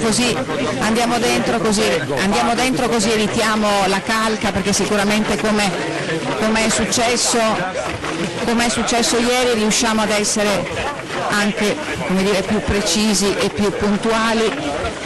Ci spostiamo immediatamente all'interno, dove allora abbiamo già sistemato il nostro microfono, le nostre attrezzature, e quindi io scappo dentro. Era giusto provarci anche per capire se qualcosa diceva. L'applauso. Grande Matteo, urlano al fianco del governatore Luca Zaia, che lo ha voluto qui, e appunto Salvini ha cambiato i propri piani, sarà comunque dopo Terracina. Sentiamo ancora i residenti, gli abitanti della zona del Bellunese che aspettavano il vice premier, accompagnato adesso all'interno. C'è una grande ressa, bravi a Tiziana Bolognani e Paolo Sanavio, solo se Paolo può tenere comunque sulla telecamera in modo che si possa vedere, grazie Paolo. È un grande caos ovviamente potete immaginare. Allora vediamo le immagini per qualche istante, aspettiamo che si sistemino e siano pronti, ma è arrivato Matteo Salvini, era atteso questo momento. Allora molti ci chiedono, guarda, già ci scrivono, Eric, lo ringraziamo se può essere disponibile da condividere il reportage di Rocca Pietra e ogni singolo servizio è caricato sul nostro sito web.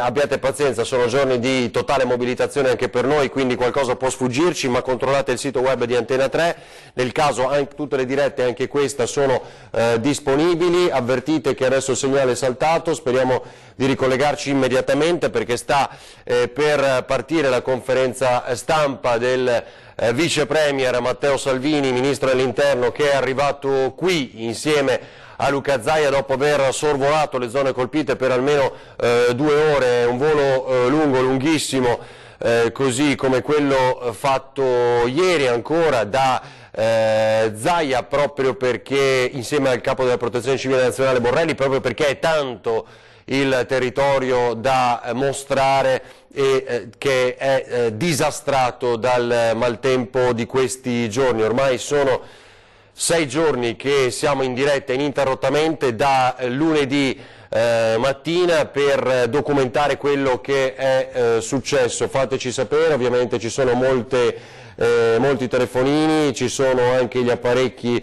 della Protezione Civile, dei Vigili del Fuoco, quindi immaginate anche la linea telefonica è più complicata. Dunque sì, mi dicono nel nostro sito c'è la sezione edizioni straordinarie, quindi lì potete vedere, grazie all'ingegnere Enrico Parolin che ci fa sapere questo. Mi dite qualcosa? Riparte? Ok, allora facciamo di tutto, sta per cominciare ovviamente la conferenza stampa, quindi appena possibile ci colleghiamo con il ministro Matteo Salvini, che è venuto qui anche per dire quali saranno appunto gli interventi del governo. Ok, onda. Adesso vediamo, abbiamo avvertito anche Tiziana. Vediamo di capire quale difficoltà, perché così è stato in questi giorni, un vero incubo per potervi garantire una cronaca costante, perché dai luoghi colpiti nei luoghi colpiti non c'è il minimo campo per la telefonia. Noi sfruttiamo, l'abbiamo raccontato proprio in diretta, le 6 chiavette di telefonia per collegarci, e molto spesso nessuna di queste riusciva ad agganciarsi alla rete, quindi dovevamo cambiare continuamente luogo. Nicola, fai di tutto, ovviamente, tempesta di telefonate, dobbiamo avere il vice premier Matteo Salvini in onda immediatamente, perché sta cominciando la conferenza stampa, e immediatamente vuol dire poco fa, e quindi dobbiamo fare di tutto. Riaccendiamo e garantiamo il collegamento con lo zaino, perché tra pochissimo Salvini dirà anche al fianco di Luca Zaia che cosa hanno in mente di fare per il nostro territorio. Il Veneto in ginocchio, c'è la visita di Matteo Salvini che vi stiamo documentando. 45500 è il numero di SMS per aiutare questi territori, c'è anche l'Iban e lo vedete sempre in sovraimpressione ormai da più di 24 ore. Eccolo qua, l'SMS solidale e il conto corrente attivato dalla Regione del Veneto. Ho bisogno che mi diciate qualcosa, perché voglio capire cosa sta succedendo e eventualmente agire di conseguenza. Abbiamo visto poco fa dunque l'atterraggio di Matteo Salvini, ecco la conferenza stampa, la sala grandissima, Paolo Sanavio ha risolto il problema. Brava Tiziana, siete di nuovo in onda, ancora deve cominciare, non abbiamo perso nulla. In questo momento immaginiamo Salvini e Zaia si stanno confrontando probabilmente per decidere insieme cosa raccontare alla popolazione che in questo momento sta seguendo la diretta di Antena 3. Siamo sempre in diretta, al tavolo a cominciare da destra del vostro teleschermo lo vedete Roberto Padrin, stessa posizione della giornata di ieri, il sindaco di Longarone, presidente della provincia di Belluno, e poi ancora Giampaolo Bottaccin. Lì siederà Zaia e quindi Matteo Salvini al fianco del prefetto, ed eccoli entrare nella sala Luca Zaia e Matteo Salvini. Dunque seguiamo la conferenza stampa in diretta. Lei sa che siamo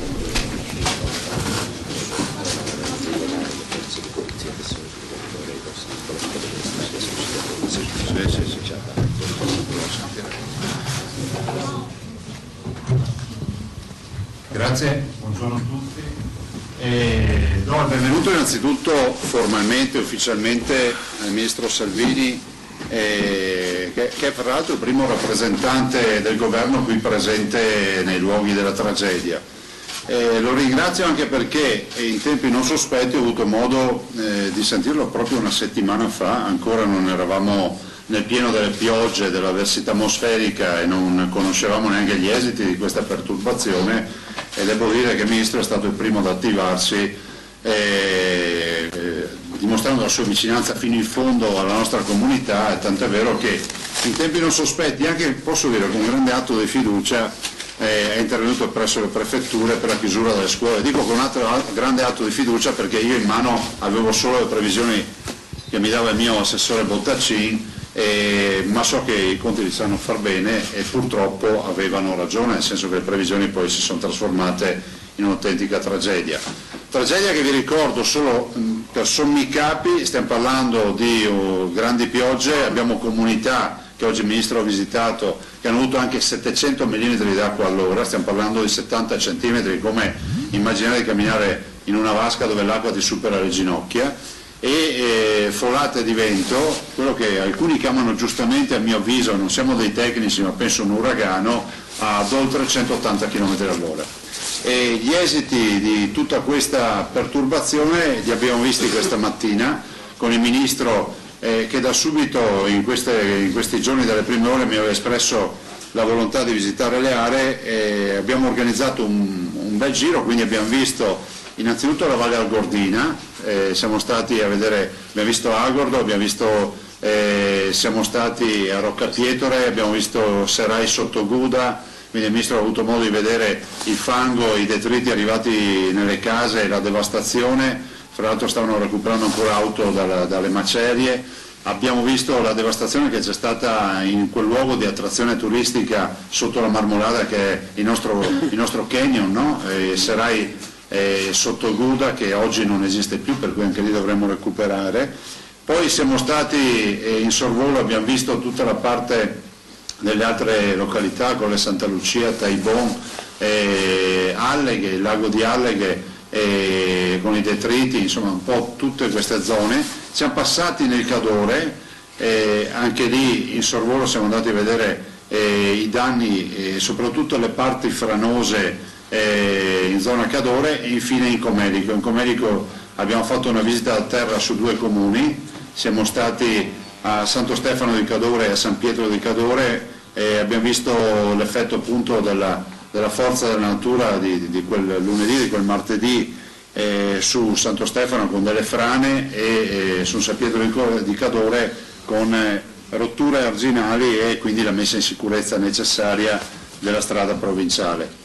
Infine in volo siamo stati, e finisco il report perché è giusto che si sappia, è da questa mattina dalle 8:30 che siamo in volo e in giro per le montagne. Siamo stati in Val Visdende a vedere gli schianti anche della Val Visdende, quindi gli schianti della Val Visdende e il lago, quel lago che è diventato poi immagine che è iperdiffusa, grazie anche per lo spazio che date alla tragedia del Veneto, quel lago che è pieno di tronchi, un lago che era un lago con l'acqua smeralda, un'acqua assolutamente cristallina, che oggi è pieno di tronchi e detriti. Quali sono gli esiti di questa tragedia? Stiamo parlando di quasi 100.000 ettari, li stiamo misurando alla perfezione, fra l'altro avvalendoci anche del sistema Copernicus, e quindi con un modello che ci dia proprio la puntualità e la precisione nelle misurazioni, quindi 100.000 ettari di bosco che se n'è andato, 100.000 ettari di paesaggio che se n'è andato, 100.000 ettari di messa in sicurezza che dobbiamo fare, perché lì ci sono tronchi pericolanti da portare via, da smaltire, e poi ci sono ovviamente le ripiantumazioni. Le frane, sono molte le frane nei territori, detriti arrivati a valle, frane anche importanti in alcuni casi, almeno 100 km di strade quando dico strade intendo viabilità comunale, provinciale e regionale, ammalorate, franate, scomparse, magari crollate lungo le aste del Piave o dei fiumi o del Cordevole, strade silvopastorali e quindi strade non asfaltate. Non vi so dire al momento quante sono quelle ammalorate e a quanto ammontano. E poi abitazioni, patrimonio privato delle abitazioni. Anche oggi in Val Visdente abbiamo visto una casa crollata dentro nel fiume, e ancora abbiamo incontrato peraltro stamattina tanti cittadini, tanti uomini e donne con la pala in mano che sparavano ancora il fango. Quindi i danni delle frane, i danni dei boschi, i danni al patrimonio dei cittadini. Ricordo che l'esito di questa avversità atmosferica per noi ha significato 160.000 utenze elettriche da subito senza alcuna fornitura di energia, ha significato fino a ieri l'isolamento totale di queste comunità del segnale della telefonia mobile, non ne parliamo di quella fissa, ha significato per molte comunità, questa mattina abbiamo incontrato parecchi sindaci, ha significato anche la perdita di acquedotti. Ci sono delle comunità che non hanno più l'acquedotto, arrivano le autopompe e quindi arriveranno le autocisterne, scusate, con l'acqua potabile, arriveranno e stanno arrivando, sono arrivati in alcune località i potabilizzatori, però la verità è che insomma la devastazione è forte. Borrelli ieri l'ha definita una scena apocalittica, direi che è assolutamente una scena apocalittica e che merita per la nostra montagna veneta un piano vero, magari una frase abusata, però penso che oggi ci stia, no? Un vero e proprio piano Marshall per la montagna. È un piano Marshall perché dobbiamo partire da zero. Gli antichi romani dicevano che si costruisce non dalle macerie ma si parte dalle ceneri. Noi siamo arrivati alle ceneri e abbiamo due grandi goal, abbiamo due grandi sfide. La prima è quella di ripristinare il patrimonio velocemente, la seconda di farlo talmente velocemente da evitare che i cittadini scelgano di fare le valigie e andarsene dalla nostra montagna. Chiudo facendo un appello, l'appello ai cittadini. Intanto ringrazio perché moltissimi hanno già iniziato a mandarci gli screenshot o le foto via mail o le ricevute via mail delle donazioni, quindi chiedo a tutti di diffondere l'IBAN della Regione Veneto. C'è anche un SMS solidale che condividiamo con altre regioni, poi la ripartizione avverrà in base alla quantità dei danni e io spero anche in base alla provenienza delle donazioni, perché immagino che un veneto versi per la sua comunità come un siciliano versi per la sua. Però al di là di questo anche l'IBAN, e quindi ringrazio i tanti che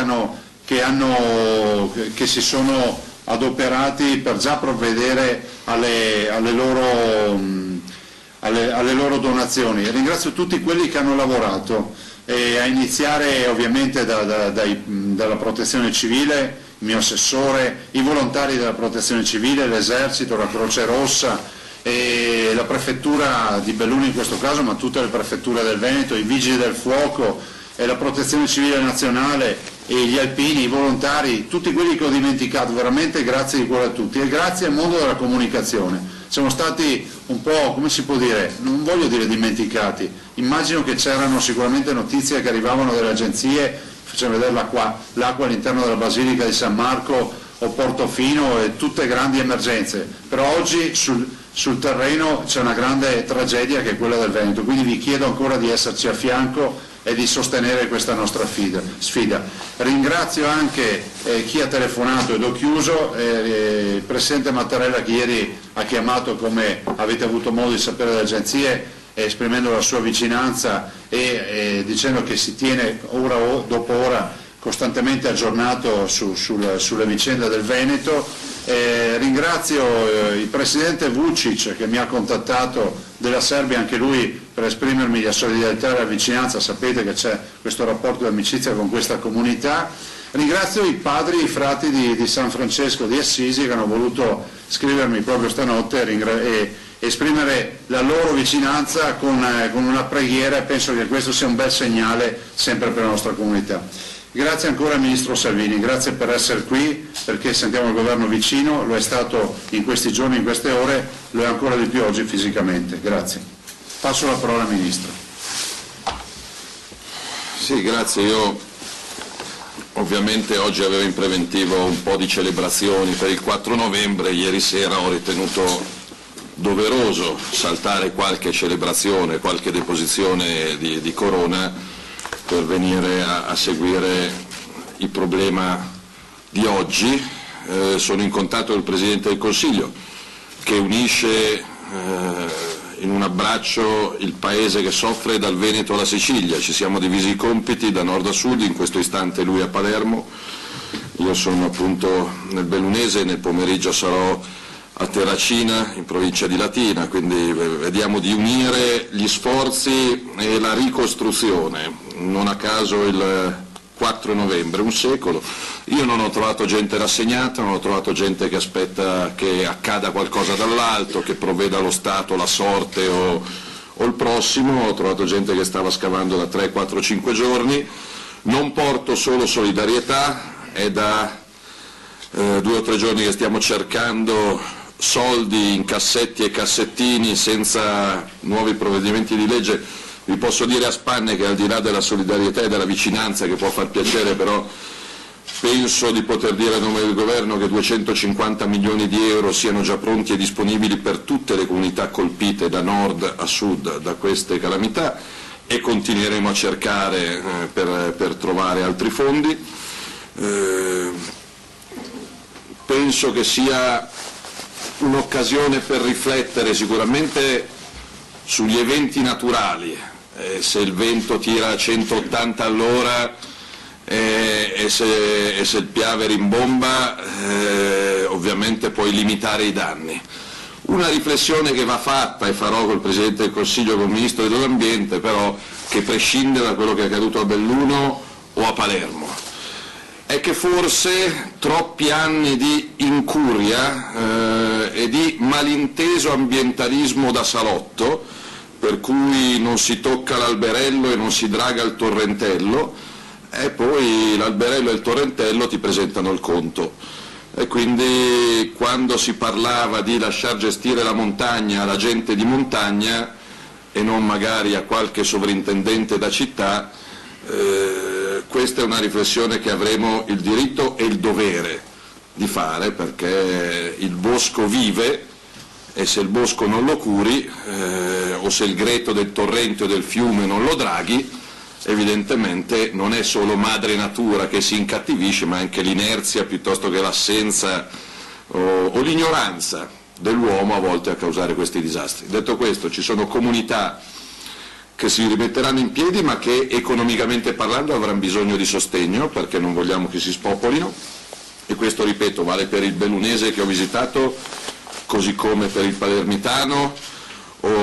In queste ore ho sentito il governatore del Friuli Venezia Giulia, ho sentito il governatore della Liguria, ho sentito il presidente della provincia di Trento, e quindi vediamo sicuramente in settimana ci sarà un Consiglio dei Ministri subito che avrà all'ordine del giorno i primi interventi concreti, rapidi, efficienti, veloci per le zone colpite dal maltempo di queste ore. Conto di tornare in un'occasione più lieta in questa splendida terra, ripeto. È un secolo, il Piave mormorava, dopo un secolo continua a mormorare, però vediamo di dare un senso alla difesa delle nostre comunità e all'azione dell'uomo. Abbiamo sorvolato il Vaillant, arrivando qua, all'azione dell'uomo che aiuti a crescere, quindi siamo qua per ricostruire. Non è giorno di polemica, rispondo ovviamente alle domande se ci sono, più che volentieri. Leggevo su qualche sito, qualche portale che si riesce a fare polemica, e d'altronde all'italiana, se vai perché vai, se non vai perché non vai, se sei triste perché sei triste, se sorridi perché sorridi. Siamo qua per costruire e lavorare. Sono orgoglioso di quello che il governo ha fatto in questi 5 mesi e sono orgoglioso di quello che Regione Veneto ha fatto in questi anni, e come promesso siamo in terra di montagna, siamo in terra di autonomia. Conto che entro la fine di questo autunno il Consiglio dei Ministri approvi, almeno in primo passaggio, il provvedimento sull'autonomia che è stato richiesto da 6 milioni di cittadini. Se ci sono domande rispondo volentieri. Ministro, si può morire di maltempo? Ragazzi, se stiamo contando 12 morti in Sicilia che stavano cenando a casa loro e sono stati travolti dall'acqua, evidentemente si può e si deve fare di più. crollano ponti, strade, il ministro Toninelli parla di piste ciclabili, andremo la Torino-Lione in bicicletta? Non commento l'incapacità o l'inerzia di chi mi ha preceduto negli anni, sono qua da 5 mesi e sono qua per costruire o ricostruire. Poi chi vuole andare in bicicletta, io preferisco andare in macchina o in treno, però non lo fa quello che vuole. Ministro Bonelli ieri qui ha detto che negli ultimi 5 anni il Maltempo ha fatto danni per 9 miliardi, quanto si può investire in prevenzione nei prossimi 5 anni? Un calcolo fatto a spanne ci dice che per mettere in sicurezza, per quanto si possa mettere in sicurezza, il territorio nazionale occorrono 40 miliardi di euro. Mi impegno a nome di 60 milioni di italiani di fare in modo di trovare questi soldi non in un quarto d'ora e di cominciare a progettare e a spendere, con la certezza che non ci arrivino letterine di richiamo perché spendiamo troppo. Ogni riferimento a chi passa il tempo mandando letterine da Bruxelles o da Parigi è casuale. Domani arriva una nuova barchetta dell'Europa, per trovare questi soldi che sono un po' Ma visto quello che sta accadendo a Belluno e a Palermo, la letterina dell'Europa domani per quello che mi riguarda finisce in archivio. Ministro, i comuni sono pieni di soldi e purtroppo questa austerità dell'Europa ha portato, purtroppo i comuni hanno i soldi per gestire, per investire, ma non li possono utilizzare. Il patto di stabilità e quant'altro e l'austerità della merce dell'Europa. E credo che questo governo darà dei segnali molto importanti. Siamo qua per svincolare, liberare, sburocratizzare e accelerare. Ripeto, miracoli in 5 mesi non siamo in grado di farne, però mi sembra che abbiamo dato segnali su tanti fronti che cambiare si può. E quindi, però, ripeto, è una giornata simbolica per gli italiani perché è il centenario della grande guerra, della libertà conquistata, riconquistata, e questa è la miglior risposta a quelli che vanno in giro agitando fantasmi di fascismo, nazismo, dittature che possono essere evocati solo se il tasso alcolico è oltre un certo livello. Ripeto, non ho tempo per guardarmi alle spalle, ho tempo per guardare avanti, e quindi che la Merkel faccia quello che crede, noi tiriamo dritto. Ci sarà un braccio? No. Ministro, i 150 milioni di primo intervento sono per il Veneto o per tutte le Italia? 250 milioni per tutte le zone colpite, 250. Una discussione in zona, ma non solo qui, riguarda l'interramento delle linee elettriche. E anche ieri ci è stato detto che è una questione finanziaria e procedurale. C'è una possibilità di portare avanti questa campagna, questa ipotesi? Da autonomista questo lo lascio scegliere a chi governa il territorio, non vengo io da Milano a decidere cosa si interra o cosa non si interra. Io dico che se sono solo questioni economiche sono superabili. Ministro, si metterà mano anche al fondo di solidarietà UE per dare aiuto alle regioni colpite? Abbiamo già chiesto, come gruppo della Lega sicuramente lo faremo, se non l'abbiamo già fatto, ripeto, Presidente del Consiglio, ho sentito stamattina, nelle prossime ore c'è una quota minima, tra virgolette, di danni di 3 miliardi di euro per attivare questo fondo. Ahimè, temo che questi 3 miliardi nelle ultime ore, da nord a sud, dalla Liguria alla Toscana, passando per la Sicilia e per il Lazio, siano stati raggiunti, quindi chiederemo l'attivazione anche del fondo straordinario di Bruxelles. Prego. Abbiamo avuto una procedura brillante che ha coordinato il territorio di Sintano. Ringrazio. Però ci siamo trovati di fronte a un problema della provincia associata. Con la riforma di Orlino, praticamente la provincia abbiamo visto che è camminato il nuovo gioco, anche che è andata avanti per volontà del pochi, che ci sono delle poche risorse. Questo problema c'è all'ordine del giorno, l'ho detto come Ministro degli Interni che si occupa anche di enti locali nella prima audizione che ho avuto delle commissioni di Camera e Senato, riprendere in mano, a proposito di incapacità del passato, la riforma degli enti locali e le province né carne né pesce, cioè ci sono o non ci sono ma non hanno soldi, non hanno personale, non vengono elette. Io sono per o il bianco o il nero, le 50 sfumature di grigio non mi appassionano onestamente. Io vengo e quindi o si va avanti o si va indietro. Per quello che mi riguarda, soprattutto per province come Belluno e Sondrio, che sono le due province interamente montane d'Italia, un ente come la provincia vero, eletto, con personale, con soldi, con competenze è assolutamente fondamentale. Però, ripeto, non mi pagano lo stipendio per criticare quello che hanno fatto gli altri, mi pagano lo stipendio per fare qualcosa di meglio e cercheremo di farlo. Scusi, io vengo dai territori dove abbiamo dei cimiteri di alberi, no? Centinaia, migliaia, però mi chiedevo se non sia il caso di pensare a una vendita di un commissario, il prezzo si sta abbassando molto nelle anni, tra l'altro in questo ultimo. Avete pensato a questa risorsa che è notevole per le segreterie, per chi fa il fatto? Luca, che ce ne facciamo? No, guardate, è bene chiarire subito una cosa, cioè la legge di protezione civile è chiara, l'autorità di protezione civile è rappresentata dalla Regione e dal suo Presidente, dopodiché quando ci sarà l'ordinanza a livello nazionale il ruolo commissariale passa d'ufficio al Presidente della Regione. Ve lo dico perché, siccome già sempre questo discorso che ognuno va a nominare un commissario in ogni borgo, non funziona così, bisogna che siamo operativi. Abbiamo già l'esperienza del 2010, avevamo 235 comuni alluvionati e 10.040 famiglie e imprese sotto acqua. Lì si è applicato un modello federalista, quindi il commissario ha fatto presentare prime stime dei danni comune per comune e lì subito abbiamo stanziato un primo 30% sulla parola. Dopodiché siamo andati al conguaglio fino al 75%. Questo è quello che accadrà.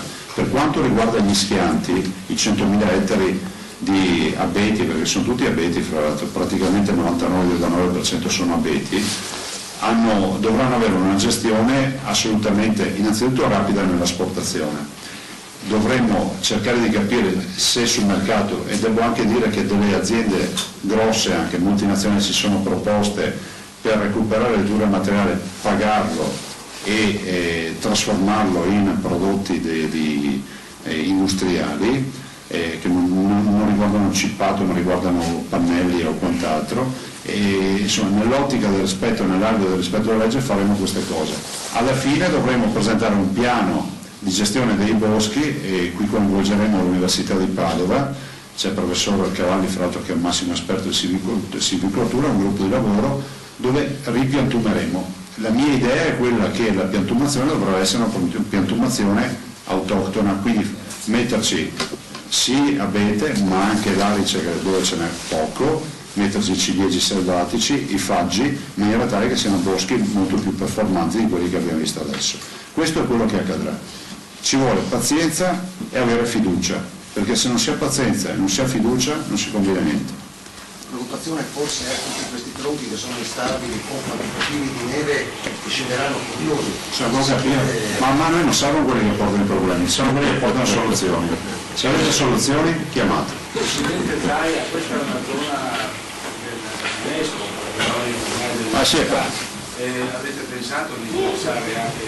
Si è già attivato, da parte del governo, nella figura della sottosegretario Borgonzoni, si è già attivata scrivendo fra l'altro ad UNESCO, l'ho sentita anche ieri e immagino verrà in visita anche in settimana. Lei si è già attivata sulla partita dell'UNESCO, stiamo parlando di montagne e patrimonio dell'umanità, per cui assolutamente sì, il governo si è già attivato, come peraltro devo dire, dimenticavo, il sottosegretario Giorgetti ha già stanziato dai fondi delle celebrazioni della Grande Guerra, penso che abbia fatto uno dei più begli stanziamenti che si possa fare, 1 milione di euro per fare il bosco del centenario e faremo un museo open air in un bosco nuovo creato con questo 1 milione di euro per la scolaresca. Questo è un grande segnale dal punto di vista culturale e benvengano anche questi micro interventi, quindi un appello anche a tutti gli altri sottosegretari e membri del governo, ognuno ha qualcosa nel salvadanaio, ce lo dia. Perfetto, se siamo a posto io vado a Terracina. E come ordine dei lavori il Ministro farebbe le interviste fuori, tornando alla situazione di arrivo, quindi preparatevi schierati fuori ai bordi dell'asfalto.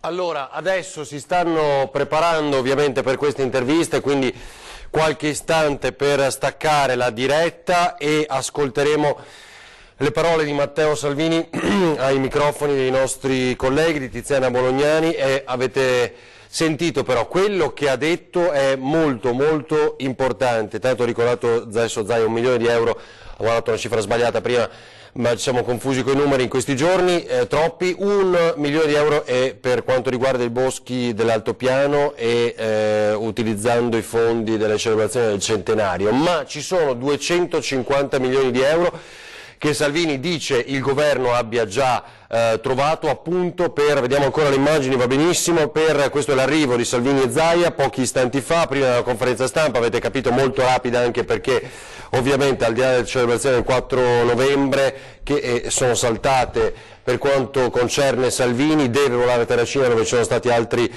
disastri, sapete, del maltempo, il Premier Conte in Sicilia dove si registrano purtroppo le vittime di ieri sera alla cena, tra cui 2 bimbi. Adesso stanno, vedo, allestendo l'esterno per le ulteriori interviste televisive al vice premier. Mormora ancora il Piave dopo 100 anni, ha detto subito un Consiglio dei Ministri per i primi interventi efficaci, pronti, rapidi, immediati. Questa è una risposta molto forte da parte del governo, come potrete immaginare, per voce del premier Matteo Salvini, voluto qui da Luca Zaia, e che ha preparato l'immediato cambio del suo programma. Non so, Andre, Toni, se questa telecamera può ancora inquadrare, come abbiamo fatto prima, il telefonino. Questa è la polemica a cui ha risposto Matteo Salvini, di fatto, eccolo qua, lo inquadro io, cioè questa sua foto postata ieri sera all'arrivo a Venezia, appunto perché prima è arrivato in città, sapeva che avrebbe fatto il volo da Mestre, quindi ieri sera prima il tweet con scritto dite quello che volete ma Venezia è sempre Venezia, cena veloce con gli amici, poi 2 passi in solitaria nelle calli, luna, stelle, il sole delle onde, tutti i pensieri e qualche canzone da ricordare, vi voglio bene amici. Poi è stato criticato anche per questo messaggio, ma è venuto proprio per essere vicino alle popolazioni del nord-est, del Veneto, di una terra meravigliosa, ha detto, ed è un'occasione per riflettere sugli eventi naturali. Ci sono 250 milioni di euro già disponibili per tutte le calamità, però quindi dobbiamo dividerli con quanto accaduto nel vicino Friuli-Venezia Giulia, in Trentino, in Liguria, e adesso non solo Terracina ma anche, appunto, avete sentito, la Sicilia. Inerzia, incuria, incapacità di chi ci ha preceduto non ci interessa, sono pagato per risolvere, ha detto così, e anche lui vuole, accogliendo l'appello del governatore Luca Zaia, evitare lo spopolamento. Tra poco risentiremo anche l'intervista proprio di Matteo Salvini, questa conferenza stampa molto breve ma efficace. Si sta avvicinando, sono in diretta queste, no? Sono in diretta queste immagini. Allora sentiamo il vice premier e il ministro dell'interno. Ci siamo. Ci stiamo tutti? Allora, possiamo fare una domanda sul governo adesso? No, aspetta un attimo. Prima del governo parliamo ancora della provincia di Belluno, siamo in diretta. Sì, ministro Salvini, siamo in diretta. Volevamo sapere, lei ci ripeta pure quello che ha detto poco fa, cioè che bisogna stare vicino alla provincia di Belluno, a questo territorio, anche economicamente soprattutto. Sì, sicuramente sono ben contenta di aver cambiato il mio programma, di aver evitato qualche celebrazione, perché è la realtà quella che un ministro ha il dovere di seguire. Siamo stati nelle valli, siamo stati a Rocca di Pietra, siamo stati a San Stefano di Cadore, abbiamo sorvolato, abbiamo ascoltato sindaci, quindi al di là della vicinanza e del ringraziamento per Vigili del Fuoco, Protezione Civile, Esercito, volontari da tutta Italia, è mio dovere portare a noi il governo anche in dote dei soldi, perché i sindaci mi dicono che la montagna non si può e non si deve svuotare, quindi per il momento posso dire che almeno 200-250 milioni di euro nell'immediato per tutte le zone colpite in questi giorni da calamità, e quindi dal Veneto alla Sicilia, dal Lazio alla Liguria, sono già stati trovati. Poi ovviamente faremo un Consiglio dei Ministri già questa settimana per ulteriori interventi, però devo dire che c'è gente che non sta aspettando niente nessuno, sta scavando, sta sistemando, sta ripulendo da 3 o 4 giorni, e quindi sono contento che col Presidente del Consiglio ci siamo divisi, ahimè, i compiti cambiando le domeniche, quindi io sono qua a Belluno, lui in questo momento è a Palermo, io nel pomeriggio sarò vicino a Latina e quindi cerchiamo di unire il paese, però di portare anche risultati concreti, aiuti concreti al di là della solidarietà umana, però uno della solidarietà umana ovviamente non è che si faccia molto. Scusi, non trova che ci sia una contraddizione tra la vostra volontà di chiedere fondi europei e la vostra volontà di non rispettare i vincoli europei? No, noi all'Europa come Italia diamo almeno 5 miliardi in più rispetto a quello che ci torna indietro tutti gli anni, quindi se in caso di calamità chiediamo quello che ha diritto a chiedere mi sembra il minimo. Che poi non si stia rispettando qualche vincolo europeo è tutto da dimostrare, perché la stessa Unione Europea, la stessa Commissione Europea che ha applaudito tutte le ultime manovre degli ultimi anni, cioè Bruxelles era felice delle manovre di Monti, Letta, Renzi e Gentiloni, che hanno portato indietro l'Italia e hanno aumentato il debito pubblico di 300 miliardi di euro. Quindi non capisco come uno applaudisse delle manovre che hanno fatto male all'Italia e all'unica manovra di un governo nuovo che vuole fare il contrario mandino letterine, letterone, letteracce. Però non era il caso di mettere più soldi su questo problema, la ricostruzione, l'Italia che crolla? Ci sono 15 miliardi di euro sugli investimenti. Ci sono 15... Chi ha letto la manovra? Perché molti di quelli che contestano la manovra sono convinti che la manovra non l'abbiano neanche letta a Bruxelles. Ci sono 15 miliardi di euro di investimenti. Si può far di più? Sicuramente. Però diciamo che fra legge Fornero, reddito al lavoro, taglio delle tasse alle partite IVA, investimenti, è una manovra che non si vedeva negli ultimi anni. Io nel mio piccolo da Ministro dell'Interno 10.000 assunzioni straordinarie per le forze dell'ordine l'anno prossimo, sono orgoglioso di portarle in dote agli italiani. L'anno prossimo faremo ancora di più, per carità di Dio. Ministro Fabio Agnello, lei viene. Non è la manovra, non abbiamo visto dove il taglio delle accise. Certo. E non l'ho visto perché non c'è. Ma lei aveva fatto ci siamo limitati purtroppo per il momento a bloccare gli aumenti già previsti da chi c'era prima. Ma lei ha detto al primo Consiglio dei Ministri eliminiamo le accise. Perfetto, con un governo che ce l'aveva nel programma di centrodestra. Non c'è un governo di centrodestra. Quindi è la colpa degli altri? No, mi prendo io le responsabilità di mantenere nell'arco dei 5 anni quello promesso. Lei si immagini, mi scusi, se lei fa una domanda, la mia mamma mi ha insegnato. Prego. La mia mamma mi ha insegnato, se fai una domanda poi accetti la risposta. Ok, perfetto. Io volevo fare la controdomanda. E se vuoi fare solo domande, allora io sorrido e ti sto dicendo che mi ricordo benissimo di aver promesso che con un governo di centrodestra quello sarebbe stata realtà subito. C'è un governo di cui vado orgoglioso, perché in 5 mesi penso che abbiamo fatto tante cose che altri non hanno fatto in 5 anni. Ma non ha rispettato la promessa, però. Lei aveva detto al primo Consiglio dei Ministri, poi ha rinviato in estate, poi ha rinviato la manovra di bilancio. Allora, se vuoi aver ragione, mi fai parlare, allora, visto che vuoi aver ragione, a prescindere, quando rispettiamo questa promessa. Facciamo... Non la rispettiamo la promessa. Allora, per rispetto della gente che sta soffrendo qua e dei tuoi colleghi, se fai una domanda e accetti la risposta mi va bene. Se vuoi fare il teatrino, fai il teatrino. No, vuoi sapere solo quando rispetterà questa promessa, solo questo. Sulla prescrizione, si arriverà a un punto comune. La riforma della giustizia c'è nel programma del governo, non si fa a colpi di emendamento in commissione. Dunque è d'accordo con la Buongiorno che dice che una bomba? Io sono d'accordo che la giustizia vada riformata, non vorrei dei processi che non finiscono mai. Io con corrotti e corruttori andrei giù col martello pneumatico e nella lotta antimafia questo abbiamo già cominciato a fare. Valutiamo bene il fatto che i processi non vadano avanti 4, 5, 6, 7, 8, 9, 10 anni perché processi troppo lunghi sono indegni in un paese civile. Quello che c'è nel contratto di governo faremo, nel contratto di governo si fa la riforma della giustizia, la riforma della prescrizione, lo faremo. Ha parlato di lotta alla mafia, Gratteri però ha detto che nei suoi discorsi lei non parla mai di lotta alle mafie. Lo faccio. Se volete ne parlo, io preferisco fare. Sarò a Palermo fra pochi giorni a riconsegnare 3 ville confiscate alla mafia, una di queste ville diventerà un centro per bambini autistici, ho visitato un'azienda agricola sterminata nel Senese che è stata restituita alla collettività, stiamo per radere al suolo una villa confiscata ai Casamonica in una periferia romana, quindi poi se volete ne parlo tutti i giorni, io preferisco fare. Di quello che ha visto questa mattina, la cosa, per ritorniamo un po' al disastro, la cosa che le ha fatto più impressione qual è stata?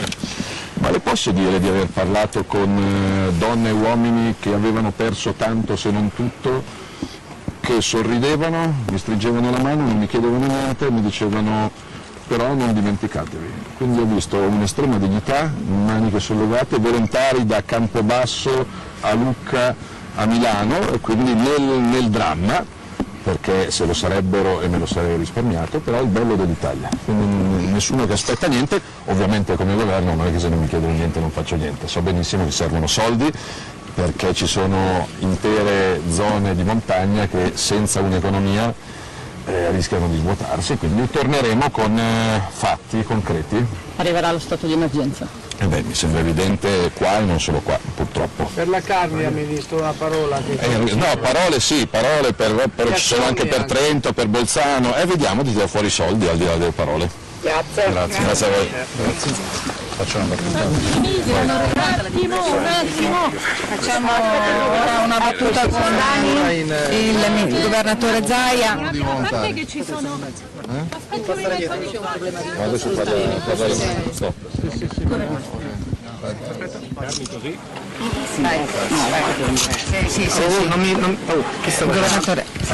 Allora, governatore, c'è una stima più precisa dei danni oggi? Guardi, io le posso dire spannometricamente, oggi siamo dell'idea che 1 miliardo di euro ci sia tutto. Stiamo parlando di 100.000 ettari di bosco rasi al suolo, stiamo parlando di 160.000 famiglie che hanno perso la fornitura di energia elettrica, acquedotti che non ci sono più, frane tantissime, 100 km di strade provinciali, comunali e regionali scomparsi e molto altro ancora, quindi i danni ce ne sono molti. Un piano per la montagna?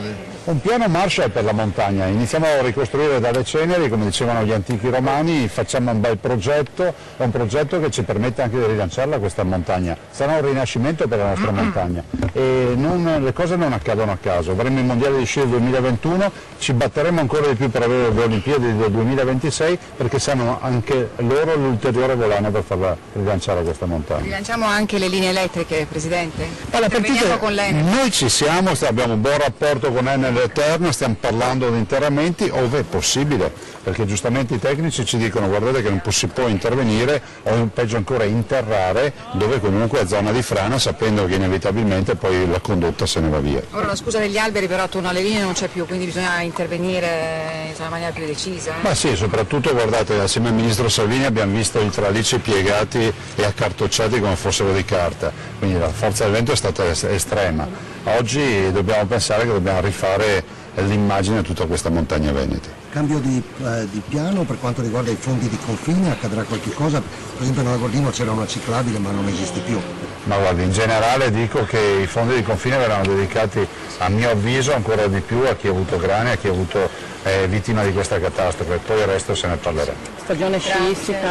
La stagione sciistica ragazzi, siamo aperti, non voglio vedere in giro che qualcuno dica che non siamo aperti. Pronti? Noi siamo pronti, l'8 dicembre facciamo la prima sciata con il Ministro. Io sono scarso ma vengo lo stesso. Siamo in due. No, ecco, un appello che faccio ai cittadini. Spero che passi per Scusate, un appello che faccio ai cittadini assolutamente le giornate sulle piste del sci perché le piste ci sono. Stiamo parlando della Marmolada, stiamo parlando di Margacciapella, del comprensorio del Civetto, di tutti i comprensori e il Comedico con Padula e le altre località. Grazie. Buon lavoro. A voi. Allora, se mi sentite, se siamo ancora in onda, esatto, vi facciamo vedere con Paolo, andiamo a vedere le immagini, come avete visto la ressa è incredibile, adesso ci sono le reti nazionali, evidentemente l'attenzione sulle questioni nazionali, le questioni del governo chiaramente come potete immaginare hanno anche il sopravvento, però noi vi facciamo sentire ancora quello che sta dicendo il Ministro Matteo Salvini. Sì. Ce la fa signora? Sì, non ce l'hai tanta. Anzi no, ecco, vediti, anche se siamo qui alle spalle del Ministro ci sono le persone che si stanno facendo i selfie, è il momento dei selfie con le persone che sono arrivate qui all'aeroporto. Continuiamo a vedere, aspetta Tiziana, continuiamo a vedere queste immagini ed è Matteo Salvini, ha detto delle cose davvero molto importanti, le ha ribadite poco fa anche Luca Zaia, tra l'altro ponendo l'accento sulle Olimpiadi, quindi che le Olimpiadi siano davvero un momento di rilancio, stagione sciistica, al di là di quello che abbiamo letto, visto, documentato, siamo pronti, siamo aperti, ci siamo e questo deve essere un segnale fortissimo. Sentiamo ancora Matteo Salvini. Che non c'era più e grazie al buon Dio non ci stava dormendo dentro nessuno, se no staremmo parlando una strage ambientale, però a cui si può porre rimedio se si perdi la vita. No. Però ripeto, quello che mi ha colpito è il fatto che ci sia gente che sta scavando da giorni senza chiedere niente a nessuno, quindi è il nostro dovere esserci. Delle persone che gli hanno chiesto, che gli hanno detto? Di rivederci con più calma. Stavano scavando, avevano il fango fino a qua, stavano tirando fuori una macchina riempita nel fango, però ho incontrato soprattutto sindaci che mi chiedono di intervenire perché senza acqua, senza luce, senza gas e senza telefono, se da domani torna a piovere, oggi c'è un bel sole, però ahimè il meteo dice che da domani in avanti rischia di non esserci questo sole, poi sopra una certa quota nevica. Quindi bisogna fare in fretta, quindi vediamo di fare un consiglio di problema grosso di infrastrutture in questo paese. Ragazzi, è andato alla Cina. Sì. Un problema grosso di infrastrutture in questo paese. C'è un bel po' di ritardo da recuperare, evidentemente c'è un bel po', mi parlavano di gallerie che aspettano da 15-20 anni, di strade che aspettano da 30 anni.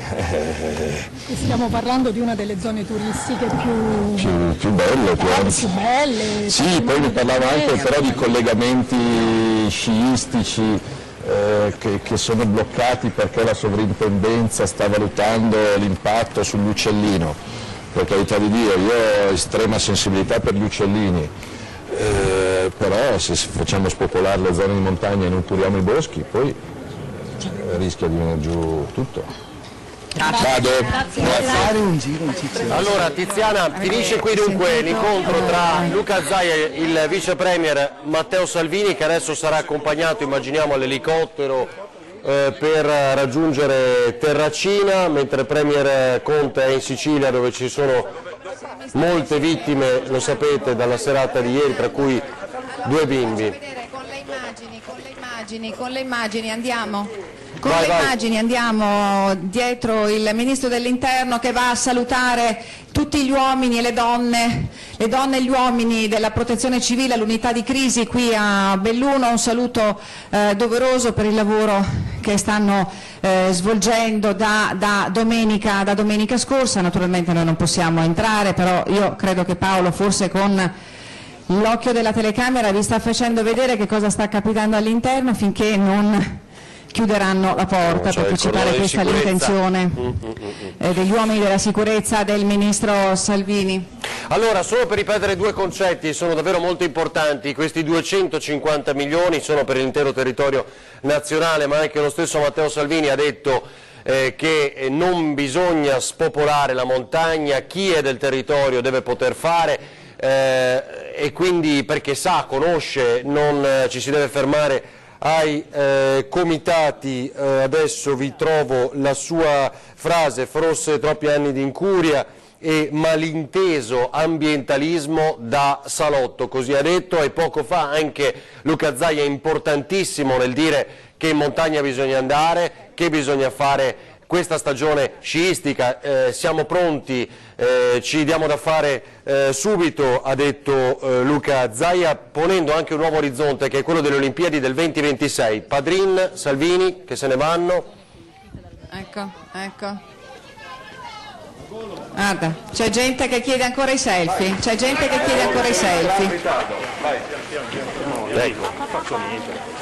Non è certo un selfie delle disgrazie, ma insomma sappiamo che in tantissimi vogliono la foto con Matteo Salvini.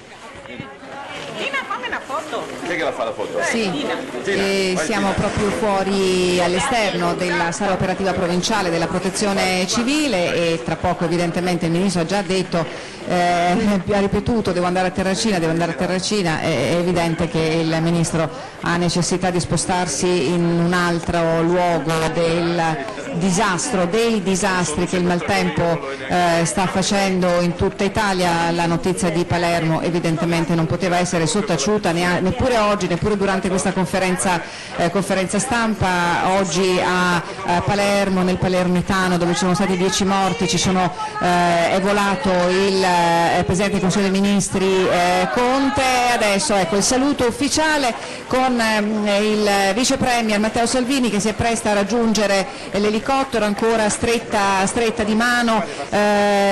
Moltissime persone si avvicinano al Vice Premier per chiedere chiedere le cose, mi pare anche di riconoscere un rappresentante delle forze dell'ordine che ha anche incarichi sindacali. Immagino che il problema pure degli organici della polizia a Belluno abbia... certo.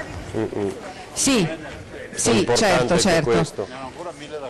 Allora ci sono ancora altre, altre foto, anche altre immagini, sono le ultime, assieme agli uomini della protezione civile c'è anche un rappresentante dell'Enel, non mi sono scordata, devo andare a recuperare, lo sentiremo. Anche un rappresentante dell'Enel. Ultimi selfie prima di salire sull'elicottero e riprendere la via del Lazio verso la provincia di Latina, in particolar modo Terracina. Le forze dell'ordine stanno accompagnando il ministro dell'Interno Matteo Salvini e credo che durante la... Gian Antonio D'Arè, sì. Ma tu sei a Roma. Cosa gli hanno detto? Di essere utile per i territori? C'è il questore. Cosa ha detto D'Arè? Utile per i territori. Lui ha ribadito. D'Arè, che cosa gli ha detto? Cosa ha chiesto a Salvini? Ma no, adesso era un saluto di cortesia. Era un saluto di cortesia. Di amicizia. Non gli ha detto di lavorare, È importante che sia avvenuto. Sì, è importante perché fa capire anche agli operatori che sono in trincea da giorni nel fango, nelle difficoltà. La presenza del ministro comunque un po' in generale. Vi ha detto di lavorare sul territorio, di continuare a lavorare sul territorio? Quello è la prima cosa che si chiede, però lo facciamo. Tra l'altro abbiamo anche un grande presidente della regione, Luca Zaia, che ha dato veramente un contributo importante, soprattutto nel far funzionare assieme a Giampaolo Bottacini, che è l'assessore di settore. Purtroppo ci vuole del tempo, però insomma la macchina dei soccorsi ha funzionato anche nelle difficoltà, diciamo, molto importanti. Dobbiamo spostarci perché adesso cominciano a sistemarsi e quindi per motivi di sicurezza dobbiamo allontanarci dall'area del decollo. Chiederei, avverti Paolo che teniamo la telecamera sempre in onda anche per seguire il decollo. Ho capito che Luca Zaia è salito a bordo, quindi rientrano entrambi a Mestre, probabilmente ci sarà un volo poi da lì per il Ministro dell'Interno, vediamo avvicinarsi Carlo Parmeggiani, ci sarà un volo del Ministro dell'Interno fino appunto alla zona di Latina per raggiungere Terracina, quindi Zaia lascia anche lui in questo momento l'aeroporto di Belluno. Ve l'avevamo fatto vedere poco fa il selfie, pensate che in apertura del Corriere della Sera in questo momento il selfie di Salvini sorridente, vado a Belluno, c'è l'ira dei social, in questo momento addirittura è l'apertura del Corriere della Sera. Il maltempo, le 12 vittime in Sicilia, famiglie travolte dal fiume, è quello che abbiamo citato più volte anche questa mattina. E mentre vediamo, lasciamo stare queste polemiche, è importante la risposta vera e concreta. Continuiamo a vedere le immagini dell'elicottero dei Vigili del Fuoco, tra poco si alzerà in volo, ma non possiamo non dire una cosa, e ci viene dal cuore dopo aver sentito le parole di Matteo Salvini, che ha citato e ha detto di aver incontrato volontari un po' da tutte le parti d'Italia, li abbiamo incontrati, intervistati anche noi, dalla Toscana, dall'Emilia, dalle Marche, ha detto di volontari di Campobasso. Insomma, oggi che si celebra il centenario della fine della grande guerra, la guerra che unì realmente l'Italia nelle trincee del nostro paese, quando cominciarono a incrociarsi, a mescolarsi, a confrontarsi parlando un'unica lingua, tanti e diversi dialetti, davvero l'Italia si unisce di nuovo, lo fa nel soccorso di questo territorio, affrontando un'emergenza che davvero non immaginavamo, che era stata prevista da qualche fenomeno persino della comunicazione sottovalutata, e questo è vero ed è stato molto peggio di quanto invece si potesse temere, perché poi si è aggiunto quell'urlo del vento che soffiava da almeno 180 km all'ora. Adesso questa Italia unita nel soccorso del nostro territorio, e che ringraziamo davvero, e vi ricordiamo il come intervenire con il numero di SMS solidale 45500 e così il conto corrente che vedete sempre in onda invece attivato dalla Regione Veneto. Seguiamo il decollo del Ministro dell'Interno Matteo Salvini, che dunque lascia il territorio di Belluno per recarsi in altre zone. Con sé porta Luca Zaia, immaginiamo sino a un altro aeroporto da dove poi decollerà per il centro Italia. È stata una visita molto importante, veloce, ma in realtà ha passato più tempo in aria a guardare dall'alto e incontrare poi i sindaci atterrando in diversi punti, come avete sentito, vedendo come i veneti e le genti di montagna stanno lavorando ininterrottamente da giorni, come vi abbiamo mostrato, maniche su e a spalare il fango, senza aspettare che nulla cada dall'alto. Non chiedono soldi, ma non di non essere dimenticati, ecco, di interventi importanti, questo sì, e devono arriveranno già con un primo Consiglio dei Ministri nei prossimi giorni, 200-250 milioni di euro per l'intero territorio e poi magari l'attivazione, questo è importante, anche del fondo straordinario da Bruxelles, ha detto Salvini, fregandosene delle letterine di Bruxelles sulla manovra, soprattutto in questo momento. Siamo per sburocratizzare e velocizzare. Ha posto l'attenzione anche sulle province che non devono essere questo ente svuotato come ormai negli ultimi anni, senza fondi. Sentiamo e vediamo l'elicottero che si allontana.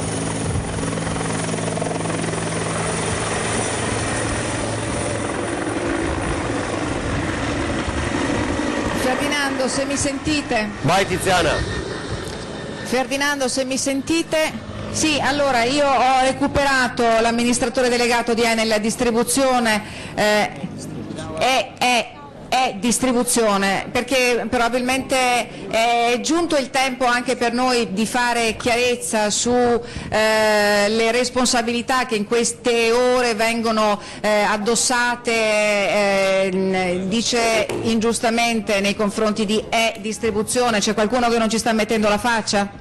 Allora, diciamo che questa è una calamità naturale che onestamente, come il Presidente Zaia ha sottolineato, è di dimensioni comunque definite epiche. In effetti erano quasi un centinaio di anni che non si vedeva una calamità naturale e in situazioni di vento fino ai 200 km/h abbiamo visto come sono stati spazzati via alberi e anche trecci di alta tensione. Lei deve immaginare che il sistema elettrico è come un cuore, se l'arteria, l'aorta si ferma, quello che abbiamo fatto è l'aorta e la rete di trasmissione nazionale gestita da Terna. Dovete immaginare che noi abbiamo in questi 5 giorni rialimentato questo cuore tramite capillari, quindi puoi immaginare lo sforzo che abbiamo dovuto mettere in campo schierando oltre 1500 persone che abbiamo fatto arrivare qui in Veneto nel giro di 24 ore, quindi c'è stato un dispiegamento di forze importante e abbiamo fatto confluire nella regione oltre 1800 gruppi elettrogeni, buona parte dei quali sono già stati attivati e altri, quelli piccoli, perché ci rendiamo conto questo è un territorio complesso in questo momento con situazioni di viabilità molto difficili, quindi quello che abbiamo valutato come distribuzione insieme all'aiuto grande che ci sta dando dirimente direi la protezione civile e anche l'esercito mettendoci a disposizione elicotteri militari, abbiamo attivato un altro elicottero, un Super Puma, che da ieri sta sorvolando per raggiungere quei comuni non raggiungibili tramite strada per consegnare anche i gruppi elettrogeni piccolini, soprattutto per aiutare quei clienti in quelle situazioni, in quelle frazioni sparse, perché non si deve lasciare dietro nessuno. Il nostro obiettivo è entro oggi ripristinare pienamente il servizio di tutte le utenze. Quindi restano 5.000 utenze ancora scoperte, tutti entro oggi, è una promessa, un impegno? No, non so, è una notizia sbagliata, adesso la correggiamo perché sono meno di 1500, adesso che parliamo sono scese a 1400 le utenze disalimentate, di cui sono quasi tutte seconde case. Oggi gli utenti residenti, quindi i cittadini, quelli che a noi interessano, che vivono su questo territorio, sono meno di 200, quindi naturalmente entro stasera li prendiamo tutti. Mi faccia dire che riprendere 260.000 utenze elettriche, rialimentare 260.000 case in 4 giorni è stato uno sforzo, come può ben immaginare, davvero importante, ma non si poteva non fare. Ecco, definiamolo, diciamo alla gente in quanti sforzi e quanti uomini in campo. Beh, Dovete immaginare che nel giro di 24 ore abbiamo fatto confluire nella sola regione Veneto oltre 1500 persone tra operai e tecnici, non soltanto recuperando il personale del Triveneto di questa zona, ma abbiamo fatto arrivare un supporto da tutta la regione d'Italia, quindi questo adesso dà la misura del fatto che questa calamità, che è una calamità nazionale, non solo locale, e noi che siamo un operatore di un servizio pubblico importante abbiamo ritenuto di supportarla facendo convogliare operai e tecnici sia interni che imprese da tutte le regioni d'Italia. Era necessario e l'abbiamo fatto. Queste utenze, quindi allora abbiamo capito bene, 1800 gruppi elettrogeni è un numero mostruoso, ma quindi diciamo queste soluzioni che arrivano entro oggi, quindi la luce per tutti, ed è fondamentale la notizia che ci sta dando il responsabile, significa che queste utenze vengono riattivate con i gruppi elettrogeni. Invece la riattivazione della linea elettrica, diciamo, dei tralicci, quando poi... Quando? Certo Ferdinando, è evidente, no? Questa è per il momento una soluzione provvisoria, quella di riattivare evidentemente con i gruppi elettrogeni, invece ci si chiede, la gente si chiede quando definitivamente l'intervento diverrà completato, diverrà risolutivo. Allora, la fase 1 era rialimentare subito i clienti con i gruppi elettrogeni e lo abbiamo fatto, peraltro abbiamo anche definito un protocollo di comportamento con la protezione civile per garantire il continuo rabbocco dei gruppi elettrogeni, quindi vogliamo tranquillizzare i cittadini. I gruppi elettrogeni verranno rialimentati evidentemente ogni giorno, quindi a gasolio naturalmente, e questo va fatto. Da domani ci siederemo insieme al signor Prefetto per definire urgentemente un piano, perché naturalmente adesso dobbiamo occuparci subito della ricostruzione, non possiamo comunque trovare, questa è una soluzione transitoria, dobbiamo arrivare all'inverno con una soluzione già definitiva, quindi naturalmente siamo confidenti che l'ottimo lavoro svolto per le istituzioni locali continuerà anche per la ricostruzione. Chi vi segue, chi paga il gasolio? Grazie, sì, ancora? Certo, chi paga il gasolio ci stanno chiedendo dallo studio? Lo paghiamo noi, per le nostre spese, a spese di distribuzione, certamente non lo pagano i cittadini. Grazie, importantissimo. La ringrazio infinitamente, credo che sia stato prezioso poter parlare anche con E-Distribuzione, perché così abbiamo chiarito anche agli spettatori che ci stanno seguendo da casa, chi ci sta seguendo attraverso i social, attraverso le applicazioni, attraverso il nostro sito, qual è la reale situazione, qual è stato lo sforzo e l'impegno. Naturalmente hanno messo in conto chiaramente le polemiche, perché è evidente che dopo magari tanti giorni, 6 giorni senza luce, senza il collegamento, è difficile, è complicatissimo vivere, quindi è una situazione comprensiva che E-Distribuzione ha compreso. Ci si siederà attorno a un tavolo per definire la programmazione, ci sono investimenti evidentemente in campo, chi sta alimentando, allora abbiamo capito, questi generatori, questi gruppi elettrogeni è il gasolio, e il gasolio lo paga E-Distribuzione, quindi abbiamo chiarito anche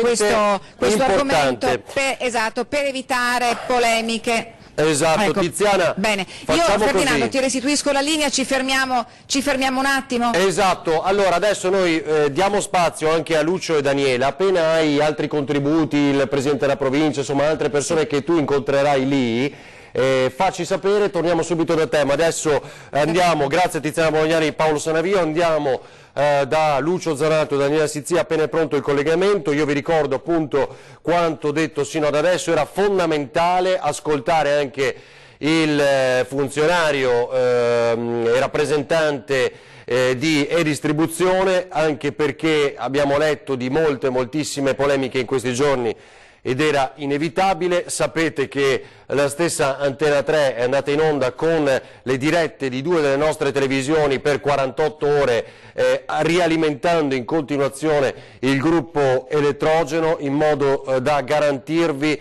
una diretta costante, quindi anche qui nella nostra sede principale con condizioni di difficoltà non indifferenti, quando era il momento tra lunedì e martedì di grossa crisi. Ad Alleghe non prende, ecco, ancora in questo momento il nostro zaino per i collegamenti da Alleghe ha difficoltà, quindi per la rete di telefonia mobile vediamo subito di spostarci, ti chiedo Nicola, in modo che si possa collegare e sentire le persone e quanto raccolto sinora da Lucio e Daniela. Qualcuno dei giornalisti molto bene ha fatto questa domanda anche a Matteo Salvini, Luca Zaia, distrarre i fondi per le amministrazioni di confine, quindi quelle che sono più magari in difficoltà perché a pochi metri hanno regioni a statuto speciale, per esempio come il Friuli Venezia Giulia, o province come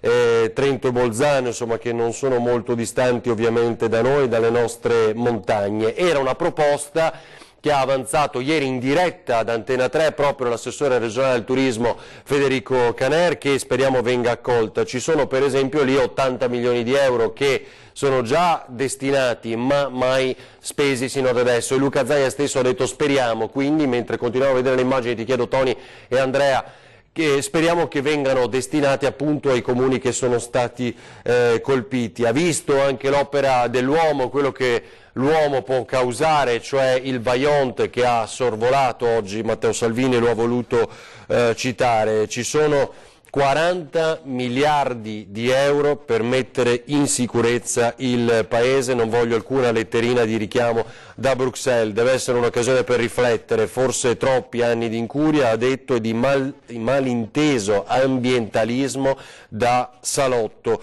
Consiglio dei Ministri subito, l'abbiamo detto, non è il momento delle polemiche. Fabio Dattilo, comandante dei Vigili del Fuoco, allora se non è pronto dunque Lucio perché non si può prendere la linea, torniamo, ti chiedo Tony Esposito, Andrea Basso, scusate per questa, ma in fondo è 6 giorni che siamo in diretta con l'edizione straordinaria, cerchiamo allora di ripristinare il collegamento con Tiziana perché è davvero importante sentire anche il comandante dei Vigili del Fuoco, ma sono 1800 i gruppi elettrogeni che sono arrivati nel nostro territorio, un numero impressionante. Avevamo detto nelle scorse ore che 200 erano già stati posizionati, questo è per esempio il Chinook dell'esercito italiano ed è stato fondamentale l'apporto anche delle forze armate. Ecco, oggi nel 4 novembre, mai omaggio migliore in queste giornate, ovviamente anche per il loro lavoro nel momento in cui c'è una ridicola polemica. Questo mi sarebbe piaciuto su questo anche coinvolgere il Vice Premier, perché tra l'altro, visto che lui stesso ha condiviso lo spot meraviglioso delle forze armate che qualcuno forse non ha il coraggio di trasmettere, ma è sui social ormai da settimane, noi stessi l'abbiamo condiviso perché è il lavoro vero e reale di quello che i nostri uomini fanno, quello che altri non hanno avuto il coraggio forse di fare, così come si dice in quello spot. Quindi l'omaggio alle forze armate anche in questa giornata, ed ecco il loro lavoro, così come quello del Genio, che è stato fondamentale in questi giorni. 1800 gruppi elettrogeni, dicevamo, e entro oggi tutte le utenze saranno riattivate. Segnale fondamentale, ditelo a chi ci segue in questo momento, a chi segue Antena 3, condividetelo sui social in modo che in qualsiasi modo, anche via SMS, possa arrivare alle popolazioni colpite. Sono 1400 le utenze ancora staccate, ma sono soprattutto seconde case, lo aveva detto Bottacin questa mattina aprendo la diretta di Antena 3, e lo ribadiamo in questo momento con il responsabile di distribuzione che ha fatto confluire qui 1500 persone per riattivare in 4 giorni 260.000 case, e ora ce ne sono ancora 1400, ma saranno rialimentate tutte entro oggi, e poi ci saranno i tempi ovviamente per i tralicci. Allora, cosa abbiamo? Ditemi, Tiziana o Lucio? Nessuno dei due, ottima risposta. Va bene Tony, cerchiamo di fare l'impossibile. Allora, se dicevo Tiziana appunto ha il comandante Vigili del Fuoco, andiamo subito da Tiziana, che così possiamo dialogare con il comandante Dattilo. La migliore risposta a chi in questa giornata di fatto ubriaco dice parla di ritorno di fascismo è quello che ha detto poco fa Matteo Salvini. Allora Tiziana, sei col comandante Dattilo, subito a te. Sì. Sono con il comandante Dattilo, facciamo un po' il punto della situazione degli interventi che sono stati svolti sul territorio, che vengono quotidianamente svolti da una settimana a questa parte, con uno sforzo incredibile di mezzi e di uomini, ma anche con un coordinamento di forze, no, che fa capo qui al centro di coordinamento e soccorsi del nucleo elicotteri all'aeroporto di Belluno. Dattilo. Intanto voglio specificare che il sistema di protezione civile, di cui i Vigili del Fuoco sono la componente fondamentale, sta lavorando a tutto spiano.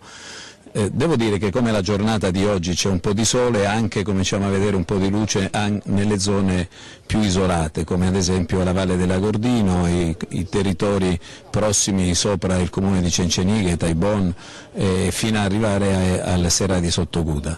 Hanno l'acqua, da questo momento hanno l'acqua, e i pompieri che lavorano qui sono oltre un centinaio, anzi direi sono 250, si danno i turni, più a cui dobbiamo sommare i pompieri volontari di queste zone che stanno facendo un lavoro egregio e non vanno a casa neanche a riposare perché vedono i loro territori così distrutti e quindi si stanno impegnando al massimo. Io credo che finita questa prima fase per ripristinare l'acqua, la luce, il telefono, le comunicazioni, a questa prima fase debba seguire una fase di fondamentale programmazione di tutti i lavori, perché i dissesti sono tanti: idrogeologico, forestale, stradale e così via. Quindi dobbiamo lavorare fortemente perché ci vogliono anni per riparare questa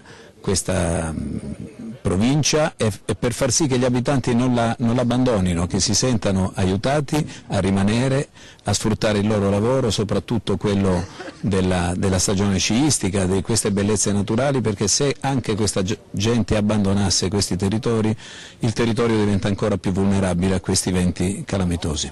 Direttore, noi approfittiamo però anche della sua presenza, lei è direttore interregionale, no, dei Vigili del Fuoco, quindi lei volevo chiedere anche il punto della situazione relativamente alle aree di sua competenza.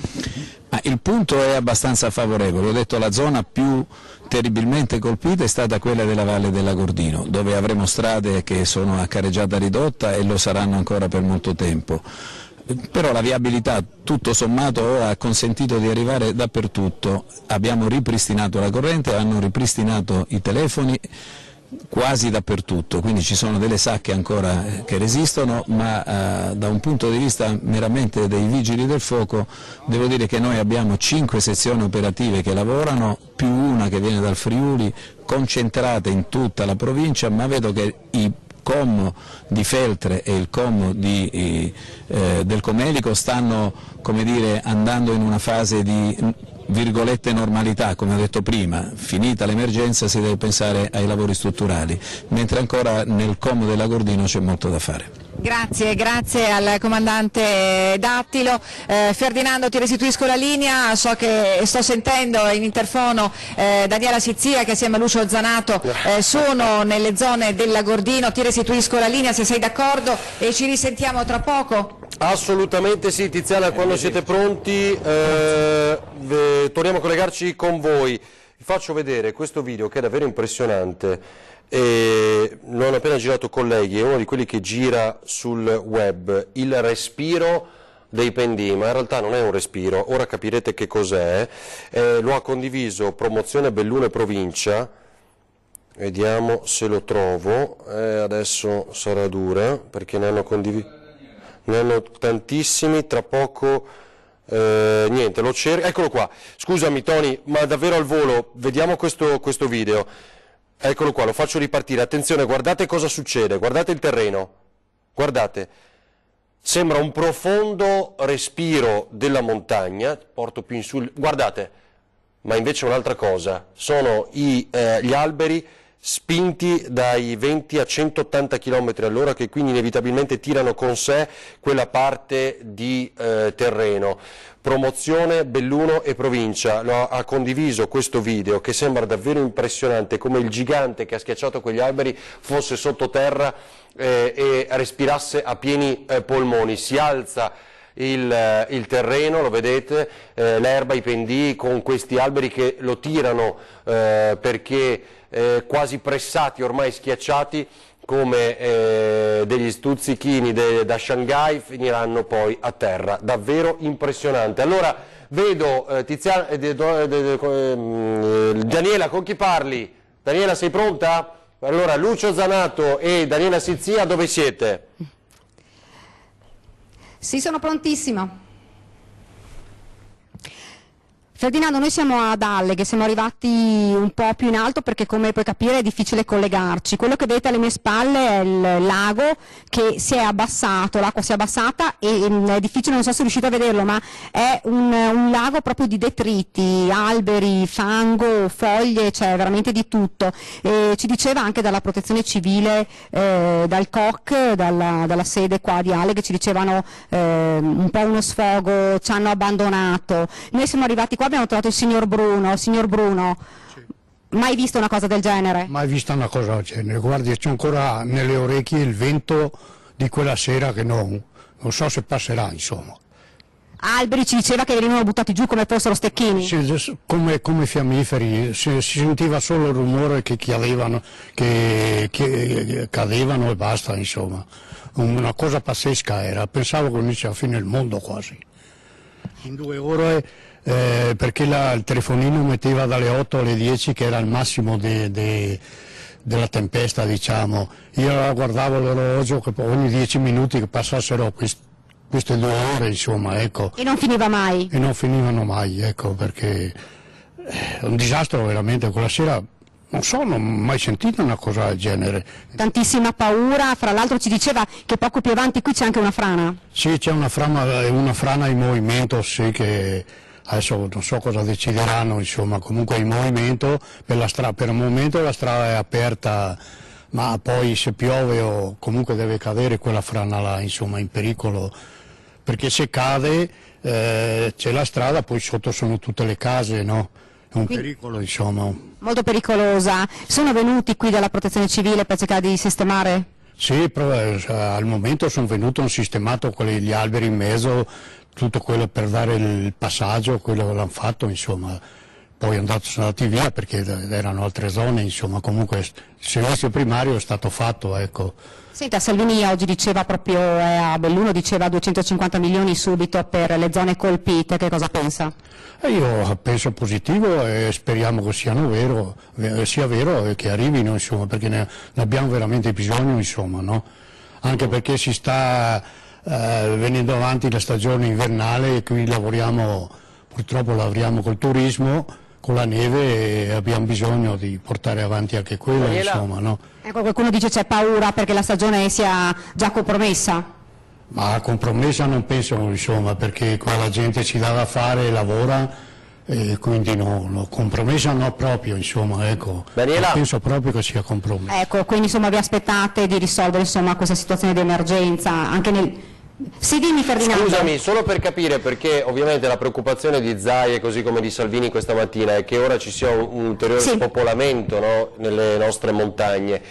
Questo signore cosa ne pensa di questo, visto che conosce molto bene le zone, le aree, magari chi ha già lasciato questo territorio?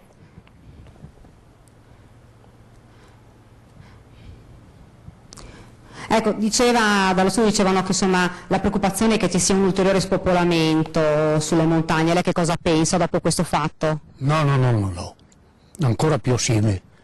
Sempre più uniti? Sempre più uniti, no, spopolamento per questo no, perché assolutamente no, anzi più uniti ancora, lavoriamo, insomma, per l'Unione e per ripristinare tutto, insomma, ecco. Ecco, la cosa che vorrei far notare, Ferdinando, è proprio la forza di queste persone che si sono rimboccate immediatamente le maniche e subito tutti insieme stanno cercando di sistemare, di pulire, dove possono, di arrivare per ripristinare proprio la zona per la loro stagione che, come ti ha detto, insomma, è ormai vicina. Bello, molto bello anche questo messaggio. Sì, io ti darei un attimo la linea e ti girerei tutte le immagini del nostro viaggio, le interviste e il materiale raccolto. Esatto, allora quando siete pronti, tanto ci metto un attimo Lucio, lo so bene. Perfetto. Mandiamo in onda subito, visto che inevitabilmente in questa lunga diretta, e tra poco, ve lo ricordo, per chi se lo fosse perso, riascoltiamo Salvini e Zaia in conferenza stampa. Non dura molto, ma è importante che fissiate i concetti e le notizie che hanno riportato i due in conferenza, quindi inevitabilmente per seguire la visita del Vice Premier abbiamo trascurato Daniela e Lucio. Vai pure Lucio.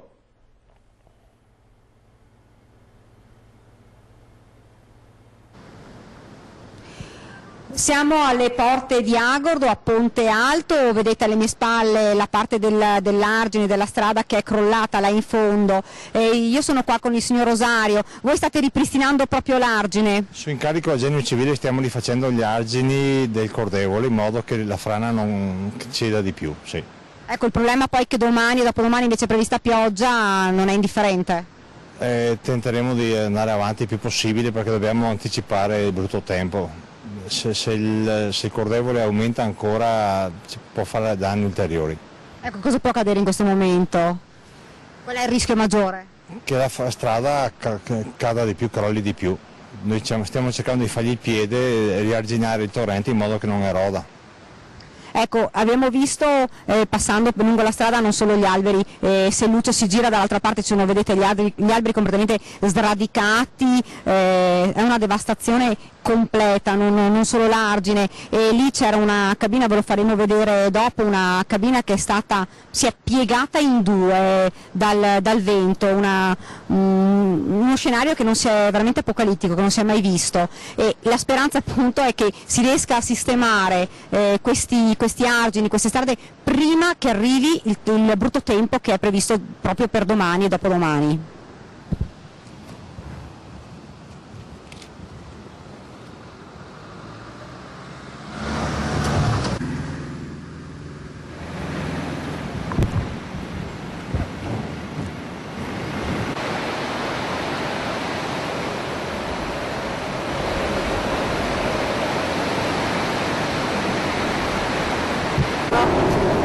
State lavorando? Sì, sto portando bene.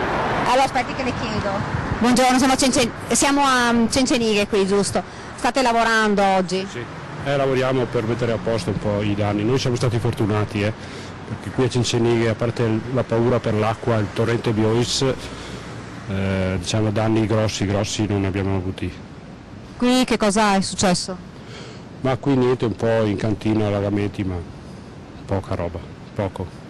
Paura perché ritorna? Per il torrente, perché il torrente si è alzato e minacciava di straripare. Per fortuna dopo 2 ore è calato perché cominciava a dare l'acqua in piazza. Per fortuna poi è calato, per cui tanta paura, siamo fuggiti da qua in un rifugio sopra la chiesa. Tutti quanti? Sì, fuori dalla zona qui dove è più a pericolo, diciamo. Quindi vi siete radunati in chiesa lì? Sì, sopra la chiesa, l'asilo vecchio, diciamo. No. Che era il punto più alto? Sì, il punto più sicuro. Ecco, adesso domani purtroppo è previsto di nuova pioggia, c'è preoccupazione? Ma qui da noi non penso, però dove manca la corrente elettrica e l'acqua sono problemi grossi. Grazie. Ci troviamo a Cencenighe, dove ci hanno raccontato i residenti non ci sono stati tantissimi danni, però tantissima paura, quella sì, però come potete vedere questo container della contadina è pieno, come potete vedere addirittura questo frigorifero, dei gelati, mobili, sedie, insomma, ovviamente le case sono state allagate, gli scantinati, e purtroppo moltissime cose sono state buttate via. Siamo ancora a Cencenighe, stiamo andando a sentire dei residenti che stanno lavorando l'acqua completamente, il fango lo vedete in casa, stanno continuando a pulire. Signora, buongiorno, siamo in diretta, vedo che qua insomma situazione disastrosa. Sì, posso? Sì. Ecco. Sì, abbiamo trovato un po' di fango, ma siamo venuti su oggi, quindi non siamo più qua residenti, quindi abbiamo visto che le strade erano libere e siamo venuti su a pulire. Ma cosa avete trovato? Tutta l'acqua dentro? Fango, su tutto il piano terra qua. Tante cose rovinate? No, per il momento mi sembra di no. Buongiorno, vedo che sta lavorando. Sì, ha ripulito il pozzetto dei contatori dell'acqua. Disastro hanno fatto qui. Era abbastanza pieno e un po' dentro casa, non ha fatto granché. Sì, da noi poteva andare peggio, ecco, ma non è stato divertente assolutamente. Grazie. Non so se passerà, insomma. Vediamo ancora.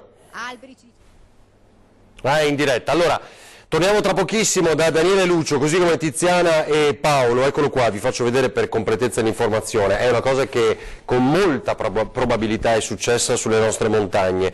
È la pagina Facebook di promozione Belluno Provincia, come l'Amico del Popolo, tantissime pagine che in queste ore hanno diffuso, ed è stato importantissimo, immagini e notizie. La forza del vento, il video può andare bene come un esempio per capire come è successo. Gli alberi sono caduti, un video reale, non una simulazione al PC. Questo è in Quebec, quindi in alta nell'America del Nord, però è davvero, essendo un video vero, possibile che sia accaduto tutto questo anche sulle nostre montagne, cioè intrise d'acqua di giorni e giorni, 700 mm, cioè vuol dire 70 cm per ogni metro quadrato.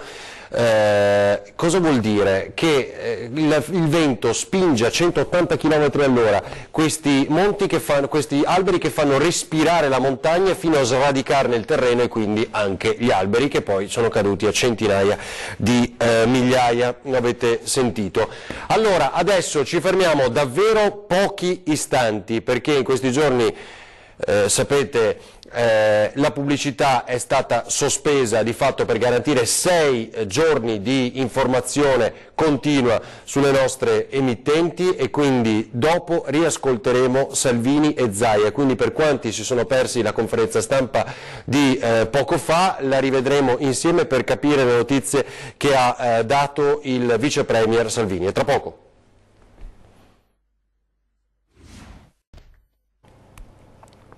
Torniamo in diretta alla nostra edizione straordinaria. Contrariamente a quanto abbiamo detto poco fa, torniamo noi in diretta prima di riascoltare la conferenza stampa. Vi faccio vedere le immagini in diretta della celebrazione del 4 novembre del Presidente Mattarella, con il Presidente Mattarella a Trieste in questo momento. Abbiamo anche delle immagini poi dell'incontro con Massimiliano Federica, che in questi giorni ha dovuto gestire l'emergenza della zona Friuli con la stessa ondata di maltempo. Poi cercheremo di ricontattarlo tra poco, ma è molto difficile perché ovviamente è presente a questa celebrazione, per capire con lui la reazione all'intervento del governo annunciato da Matteo Salvini, 250 milioni di euro per le zone disastrate, compreso il Veneto. Però torniamo, perché abbiamo interrotto la pubblicità, per andare di nuovo da Daniela Sizia e Lucio Zanato, perché hanno in diretta un problema che avete trovato. Che succede?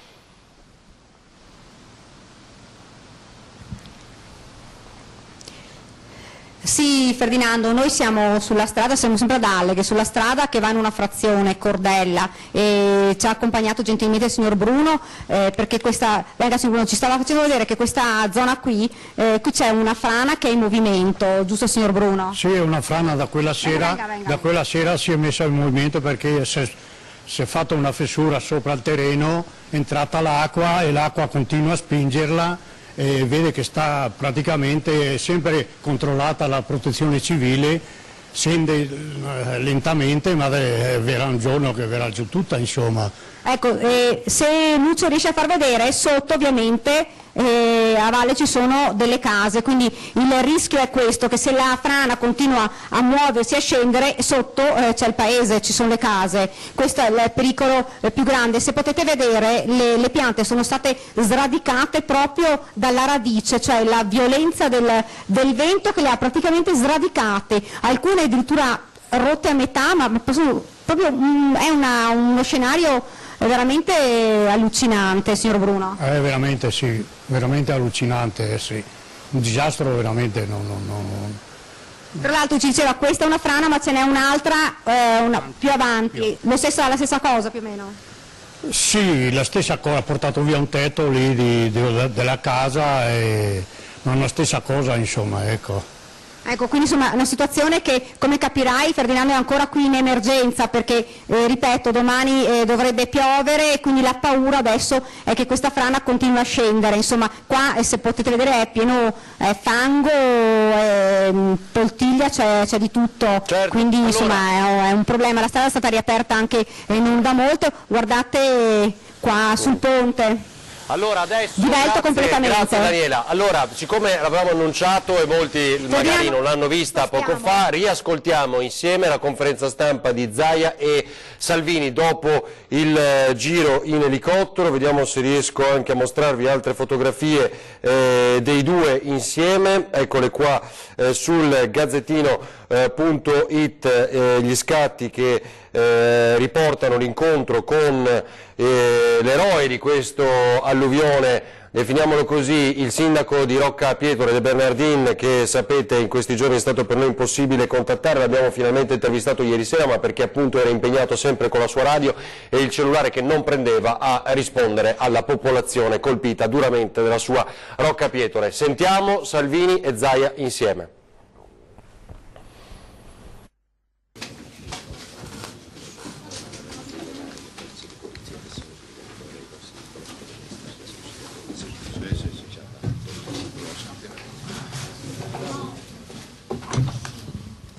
Grazie, buongiorno a tutti.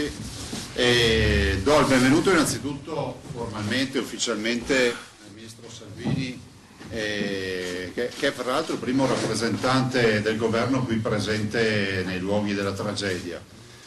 Lo ringrazio anche perché in tempi non sospetti ho avuto modo di sentirlo proprio una settimana fa, ancora non eravamo nel pieno delle piogge, dell'avversità atmosferica e non conoscevamo neanche gli esiti di questa perturbazione, e devo dire che il Ministro è stato il primo ad attivarsi, dimostrando la sua vicinanza fino in fondo alla nostra comunità, e tant'è vero che in tempi non sospetti, anche posso dire con un grande atto di fiducia, è intervenuto presso le prefetture per la chiusura delle scuole. Dico con un altro grande atto di fiducia perché io in mano avevo solo le previsioni che mi dava il mio assessore Bottacin, ma so che i conti li sanno far bene e purtroppo avevano ragione, nel senso che le previsioni poi si sono trasformate in un'autentica tragedia. Tragedia che vi ricordo solo per sommi capi, stiamo parlando di grandi piogge, abbiamo comunità che oggi il Ministro ha visitato che hanno avuto anche 700 mm d'acqua all'ora, stiamo parlando di 70 cm, come immaginare di camminare in una vasca dove l'acqua ti supera le ginocchia, e folate di vento, quello che alcuni chiamano giustamente, a mio avviso, non siamo dei tecnici ma penso un uragano, ad oltre 180 km all'ora. E gli esiti di tutta questa perturbazione li abbiamo visti questa mattina con il Ministro che da subito in questi giorni delle prime ore mi aveva espresso la volontà di visitare le aree. Abbiamo organizzato un bel giro, quindi abbiamo visto innanzitutto la Valle Algordina, siamo stati a vedere, abbiamo visto Agordo, siamo stati a Rocca Pietore, abbiamo visto Serai Sottoguda, quindi il Ministro ha avuto modo di vedere il fango, i detriti arrivati nelle case, la devastazione, fra l'altro stavano recuperando ancora auto dalle macerie. Abbiamo visto la devastazione che c'è stata in quel luogo di attrazione turistica sotto la Marmolada che è il nostro canyon, no? Serai Sottoguda, che oggi non esiste più, per cui anche lì dovremmo recuperare. Poi siamo stati in sorvolo, abbiamo visto tutta la parte delle altre località, con le Santa Lucia, Taibon, Alleghe, il lago di Alleghe, con i detriti, insomma un po' tutte queste zone. Siamo passati nel Cadore, anche lì in sorvolo siamo andati a vedere i danni, soprattutto le parti franose in zona Cadore, e infine in Comelico. In Comelico abbiamo fatto una visita da terra su due comuni, siamo stati a Santo Stefano di Cadore e a San Pietro di Cadore, e abbiamo visto l'effetto appunto della forza della natura di quel lunedì, di quel martedì, su Santo Stefano con delle frane, e su San Pietro di Cadore con rotture arginali e quindi la messa in sicurezza necessaria della strada provinciale. Infine in volo siamo stati, e finisco il report perché è giusto che si sappia, è da questa mattina dalle 8:30 che siamo in volo e in giro per le montagne. Siamo stati in Val Visdende, a vedere gli schianti anche della Val Visdente, quindi gli schianti della Val Visdente e il lago, quel lago che è diventato poi immagine che è iperdiffusa, grazie anche per lo spazio che date alla tragedia del Veneto, quel lago che è pieno di tronchi, un lago che era un lago con l'acqua smeralda, un'acqua assolutamente cristallina, che oggi è pieno di tronchi e detriti. Quali sono gli esiti di questa tragedia? Stiamo parlando di quasi 100.000 ettari, li stiamo misurando alla perfezione, fra l'altro avvalendoci anche del sistema Copernicus e quindi con un modello che ci dia proprio la puntualità e la precisione nelle misurazioni, quindi 100.000 ettari di bosco che se n'è andato, 100.000 ettari di paesaggio che se n'è andato, 100.000 ettari di messa in sicurezza che dobbiamo fare, perché lì ci sono tronchi pericolanti da portare via, da smaltire, e poi ci sono ovviamente le ripiantumazioni. Le frane, sono molte le frane nei territori, detriti arrivati a valle, frane anche importanti in alcuni casi, almeno 100 km di strade, quando dico strade intendo viabilità comunale, provinciale e regionale, ammalorate, franate, scomparse, magari crollate lungo le aste del Piave o dei fiumi o del Cordevole, strade silvopastorali e quindi strade non asfaltate. Non vi so dire al momento quante sono quelle ammalorate e a quanto ammontano. E poi abitazioni, patrimonio privato delle abitazioni. Anche oggi in Val Visdente abbiamo visto una casa crollata dentro nel fiume, e ancora abbiamo incontrato peraltro stamattina tanti cittadini, tanti uomini e donne con la pala in mano che spalavano ancora il fango. Quindi i danni delle frane, i danni dei boschi, i danni al patrimonio dei cittadini. Ricordo che l'esito di questa avversità atmosferica per noi ha significato 160.000 utenze elettriche da subito senza alcuna fornitura di energia, ha significato fino a ieri l'isolamento totale di queste comunità del segnale della telefonia mobile, non ne parliamo di quella fissa, ha significato per molte comunità, questa mattina abbiamo incontrato parecchi sindaci, e ha significato anche la perdita di acquedotti. Ci sono delle comunità che non hanno più l'acquedotto, arrivano le autopompe e quindi arriveranno le autocisterne, scusate, con l'acqua potabile, arriveranno e stanno arrivando e sono arrivati in alcune località i potabilizzatori, però la verità è che insomma la devastazione è una devastazione forte. Borrelli ieri l'ha definita scena apocalittica, direi che è assolutamente una scena apocalittica e che merita per la nostra montagna veneta un piano vero, magari una frase abusata, però penso che oggi ci stia, no? Un vero e proprio piano Marshall per la montagna. È un piano Marshall perché dobbiamo partire da zero. Gli antichi romani dicevano che si costruisce non dalle macerie ma si parte dalle ceneri. Noi siamo arrivati alle ceneri e abbiamo due grandi goal, abbiamo due grandi sfide. La prima è quella di ripristinare il patrimonio velocemente, la seconda di farlo talmente velocemente da evitare che i cittadini scelgano di fare le valigie e andarsene dalla nostra montagna. Chiudo facendo un appello, l'appello ai cittadini. Intanto ringrazio perché moltissimi hanno già iniziato a mandarci gli screenshot o le foto via mail o le ricevute via mail delle donazioni, quindi chiedo a tutti di diffondere l'IBAN della Regione Veneto. C'è anche un SMS solidale che condividiamo con altre regioni, poi la ripartizione avverrà in base alla quantità dei danni e io spero anche in base alla provenienza delle donazioni, perché immagino che un veneto versi per la sua comunità come un siciliano versi per la sua. Però al di là di questo anche l'IBAN, e quindi ringrazio i tanti che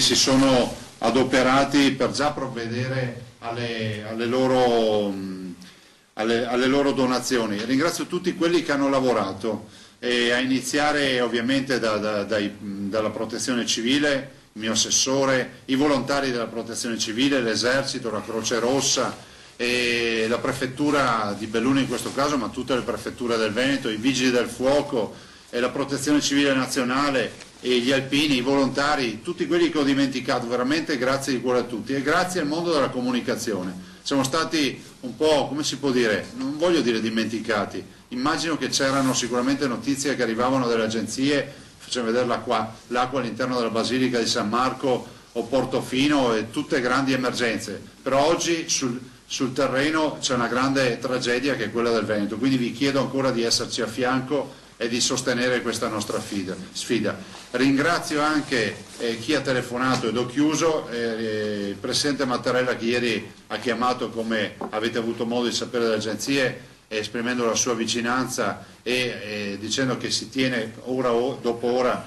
costantemente aggiornato sulle vicende del Veneto. Ringrazio il Presidente Vučić che mi ha contattato della Serbia, anche lui per esprimermi la solidarietà e la vicinanza, sapete che c'è questo rapporto di amicizia con questa comunità. Ringrazio i padri, i frati di San Francesco di Assisi che hanno voluto scrivermi proprio stanotte e esprimere la loro vicinanza con una preghiera, e penso che questo sia un bel segnale sempre per la nostra comunità. Grazie ancora al Ministro Salvini, grazie per essere qui, perché sentiamo il Governo vicino, lo è stato in questi giorni, in queste ore, lo è ancora di più oggi fisicamente. Grazie. Passo la parola al Ministro.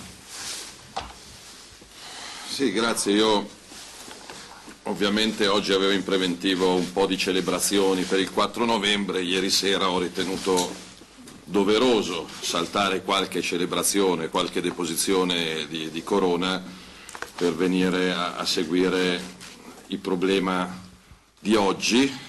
Sono in contatto con il Presidente del Consiglio che unisce in un abbraccio il Paese che soffre dal Veneto alla Sicilia. Ci siamo divisi i compiti da nord a sud, in questo istante lui a Palermo, io sono appunto nel Bellunese, nel pomeriggio sarò a Terracina in provincia di Latina, quindi vediamo di unire gli sforzi e la ricostruzione. Non a caso il 4 novembre, un secolo. Io non ho trovato gente rassegnata, non ho trovato gente che aspetta che accada qualcosa dall'alto, che provveda lo Stato, la sorte o il prossimo. Ho trovato gente che stava scavando da 3, 4, 5 giorni. Non porto solo solidarietà, è da 2 o 3 giorni che stiamo cercando soldi in cassetti e cassettini senza nuovi provvedimenti di legge. Vi posso dire a spanne che al di là della solidarietà e della vicinanza, che può far piacere, però penso di poter dire a nome del Governo che 250 milioni di euro siano già pronti e disponibili per tutte le comunità colpite da nord a sud da queste calamità, e continueremo a cercare per trovare altri fondi. Penso che sia un'occasione per riflettere sicuramente sugli eventi naturali. Se il vento tira a 180 all'ora e se il Piave rimbomba, ovviamente puoi limitare i danni.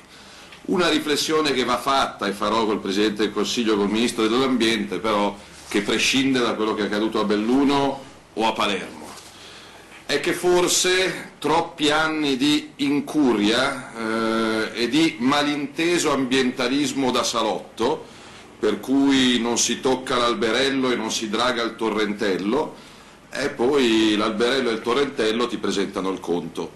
E quindi quando si parlava di lasciar gestire la montagna alla gente di montagna e non magari a qualche sovrintendente da città, questa è una riflessione che avremo il diritto e il dovere di fare, perché il bosco vive, e se il bosco non lo curi, o se il greto del torrente o del fiume non lo draghi, evidentemente non è solo madre natura che si incattivisce, ma anche l'inerzia piuttosto che l'assenza o l'ignoranza dell'uomo a volte a causare questi disastri. Detto questo, ci sono comunità che si rimetteranno in piedi, ma che economicamente parlando avranno bisogno di sostegno, perché non vogliamo che si spopolino, e questo, ripeto, vale per il bellunese che ho visitato, così come per il palermitano. In queste ore ho sentito il governatore del Friuli Venezia Giulia, ho sentito il governatore della Liguria, ho sentito il presidente della provincia di Trento, e quindi vediamo sicuramente in settimana ci sarà un Consiglio dei Ministri subito che avrà all'ordine del giorno i primi interventi concreti, rapidi, efficienti, veloci per le zone colpite dal maltempo di queste ore. Quindi conto di tornare in occasione più lieta in questa splendida terra, ripeto. È un secolo, il Piave mormorava, dopo un secolo continua a mormorare, però vediamo di di dare un senso alla difesa delle nostre comunità e all'azione dell'uomo. Abbiamo sorvolato il Vajont, arrivando qua all'azione dell'uomo che aiuti a crescere, quindi siamo qua per ricostruire. Non è giorno di polemica, rispondo ovviamente alle domande se ci sono più che volentieri, leggevo su qualche sito, qualche portale che si riesce a fare polemica, e d'altronde all'italiana, se vai perché vai, se non vai perché non vai, se sei triste perché sei triste, se sorridi perché sorridi. Siamo qua per costruire e lavorare, sono orgoglioso di quello che il governo ha fatto in questi 5 mesi e sono orgoglioso di quello che Regione Veneto ha fatto in questi anni. E come promesso siamo in terra di montagna, siamo in terra di autonomia, conto che entro la fine di quest'autunno il Consiglio dei Ministri approvi, almeno in primo passaggio, il provvedimento sull'autonomia che è stato richiesto da 6 milioni di cittadini. Se ci sono domande rispondo volentieri. Ministro, si può morire di maltempo? Ragazzi, se stiamo contando 12 morti in Sicilia che stavano cenando a casa loro e sono stati travolti dall'acqua, evidentemente si può e si deve fare di più. Crollano ponti, strade, il ministro Ieri parla di piste ciclabili, andremo la prima giorno in bicicletta. Non commento l'incapacità o l'inerzia di chi mi ha preceduto negli anni, sono qua da 5 mesi e sono qua per costruire o ricostruire.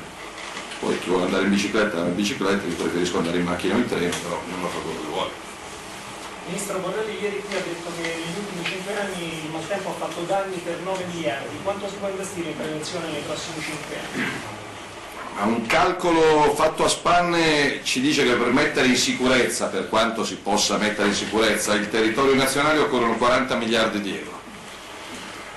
Mi impegno a nome di 60 milioni di italiani di fare in modo di trovare questi soldi non in un quarto d'ora e di cominciare a progettare e a spendere, con la certezza che non ci arrivino letterine di richiamo perché spendiamo troppo. Ogni riferimento a chi passa il tempo mandando letterine da Bruxelles o da Parigi è casuale. Domani arriva una nuova partita a casa d'Europa. Ecco. Trovare questi soldi che si non vogliono. Ma visto quello che sta accadendo a Belluno e a Palermo, la letterina dell'Europa domani per quello che mi riguarda finisce in archivio. Ministro, i comuni sono pieni di soldi, purtroppo questa austerità dell'Europa ha portato, purtroppo i comuni hanno i soldi per gestire, per investire, ma non li possono utilizzare. Il patto di stabilità e quant'altro e l'austerità della Merkel dell'Europa. E credo che questo governo darà dei segnali molto importanti.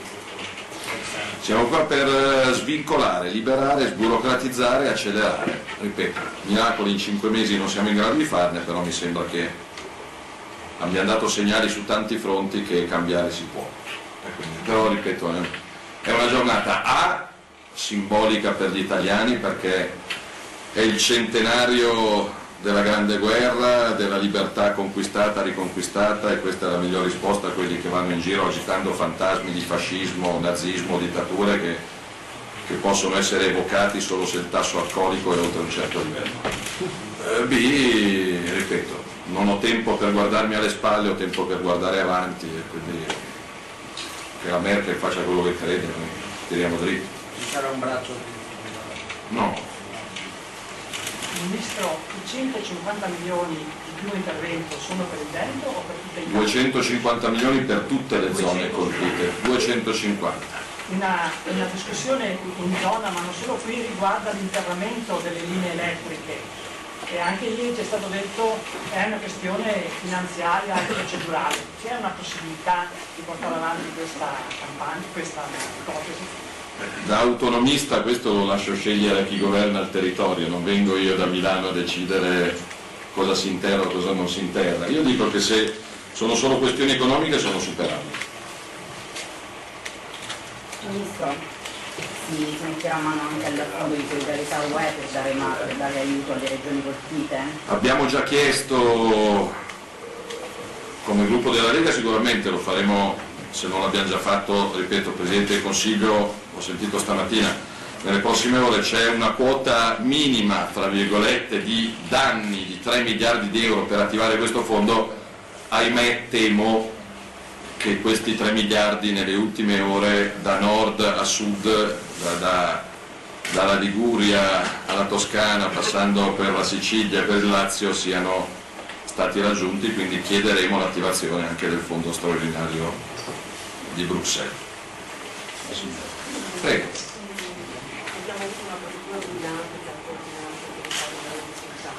Ringrazio.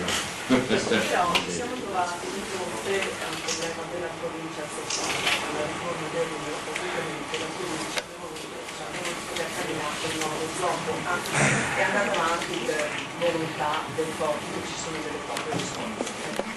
Questo è il problema.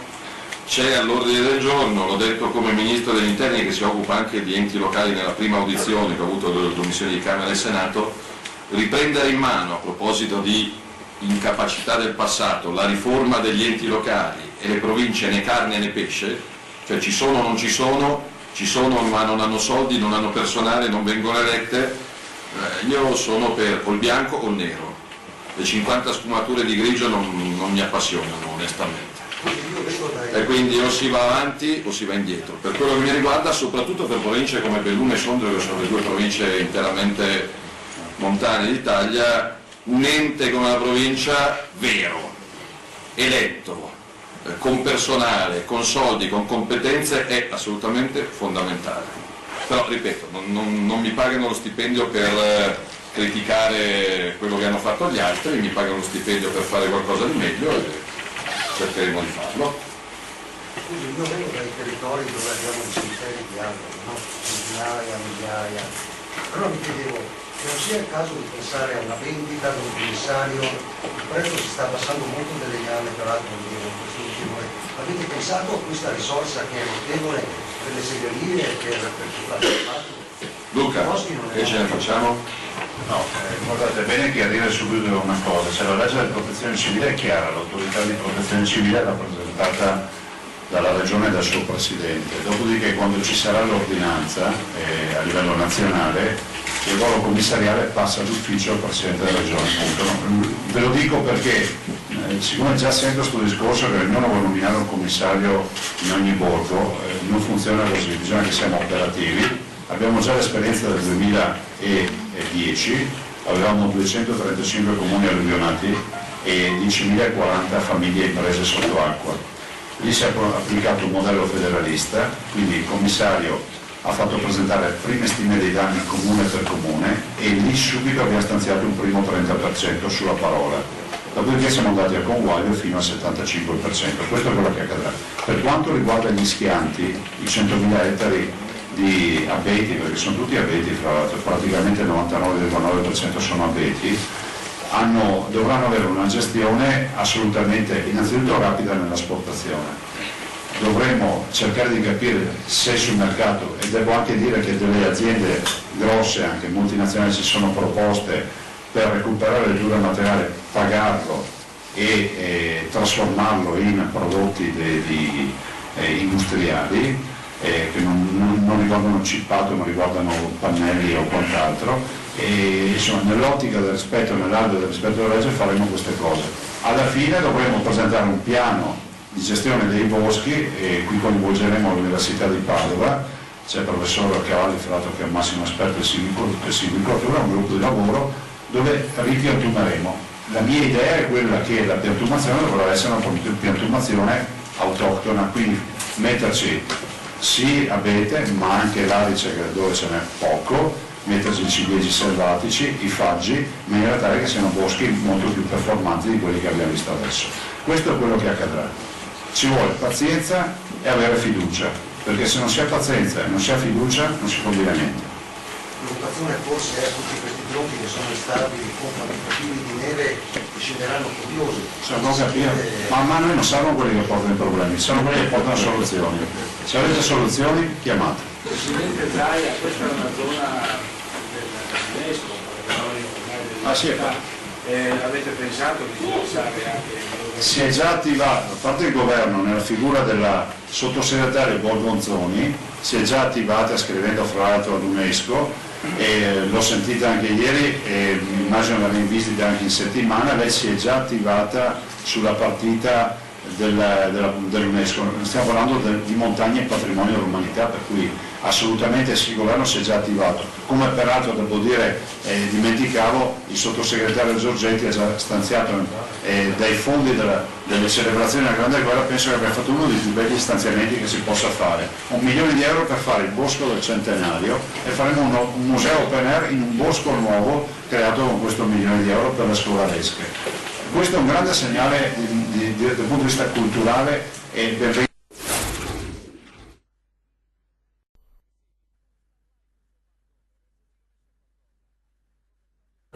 Torniamo in diretta alla nostra edizione straordinaria, abbiamo riascoltato per intero la conferenza stampa, eccole qua, immagini appena giunte, le vediamo insieme, questo c'è anche audio, ti chiedo Tony e Andrea per capire, questo è il drone dei Vigili del Fuoco che ha girato nuove immagini, sono davvero impressionanti dell'effetto della devastazione sui nostri territori. E sono immagini che ci ha appena fatto avere il capo ufficio stampa dello staff di Luca Zaia, Carlo Parmeggiani, che ringraziamo. Tra l'altro stiamo organizzando anche per domani sera una nuova diretta perché lunedì sera c'è Ring, quindi ovviamente resteremo sui temi della nuova alluvione dei disastri. Avete sentito anche Salvini citare l'autonomia, e in effetti è un punto che non avevamo sottolineato ma fondamentale in questo territorio, così come il nuovo orizzonte delle Olimpiadi 2026 che Zaia vuole fortemente, perché siano anche un modo per rilanciare proprio la nostra montagna dopo i mondiali di 2021 a Cortina.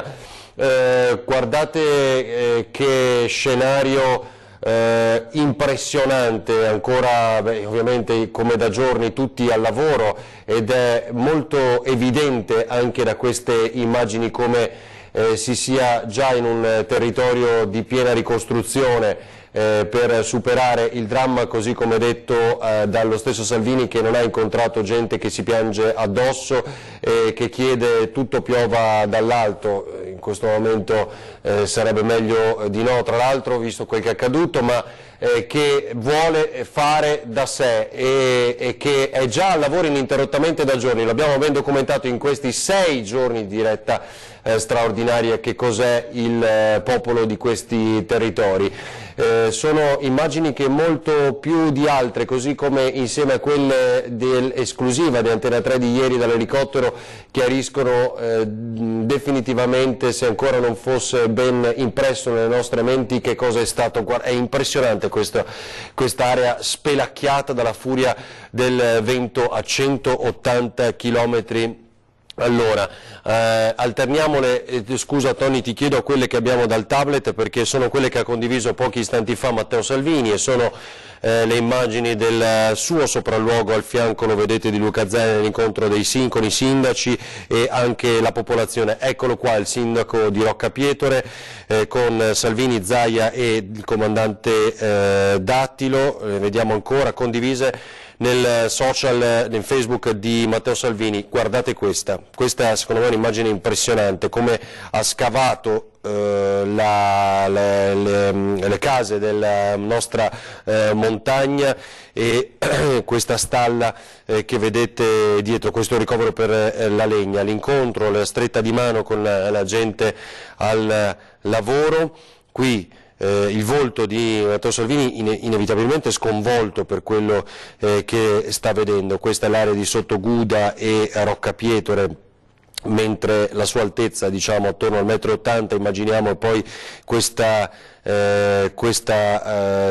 detriti, questo accumulo di detriti che va bene oltre i 2,5 m, immaginiamo. E quindi eccole qua, e ancora ecco le immagini del drone che continuiamo a vedere. Non ricordo cosa avevamo detto in scaletta, Nicola, se possiamo andare con il sottosegretario Vanniagava, che è con Tiziana Bolognani in collegamento da Belluno. E allora andiamo con Vanniagava?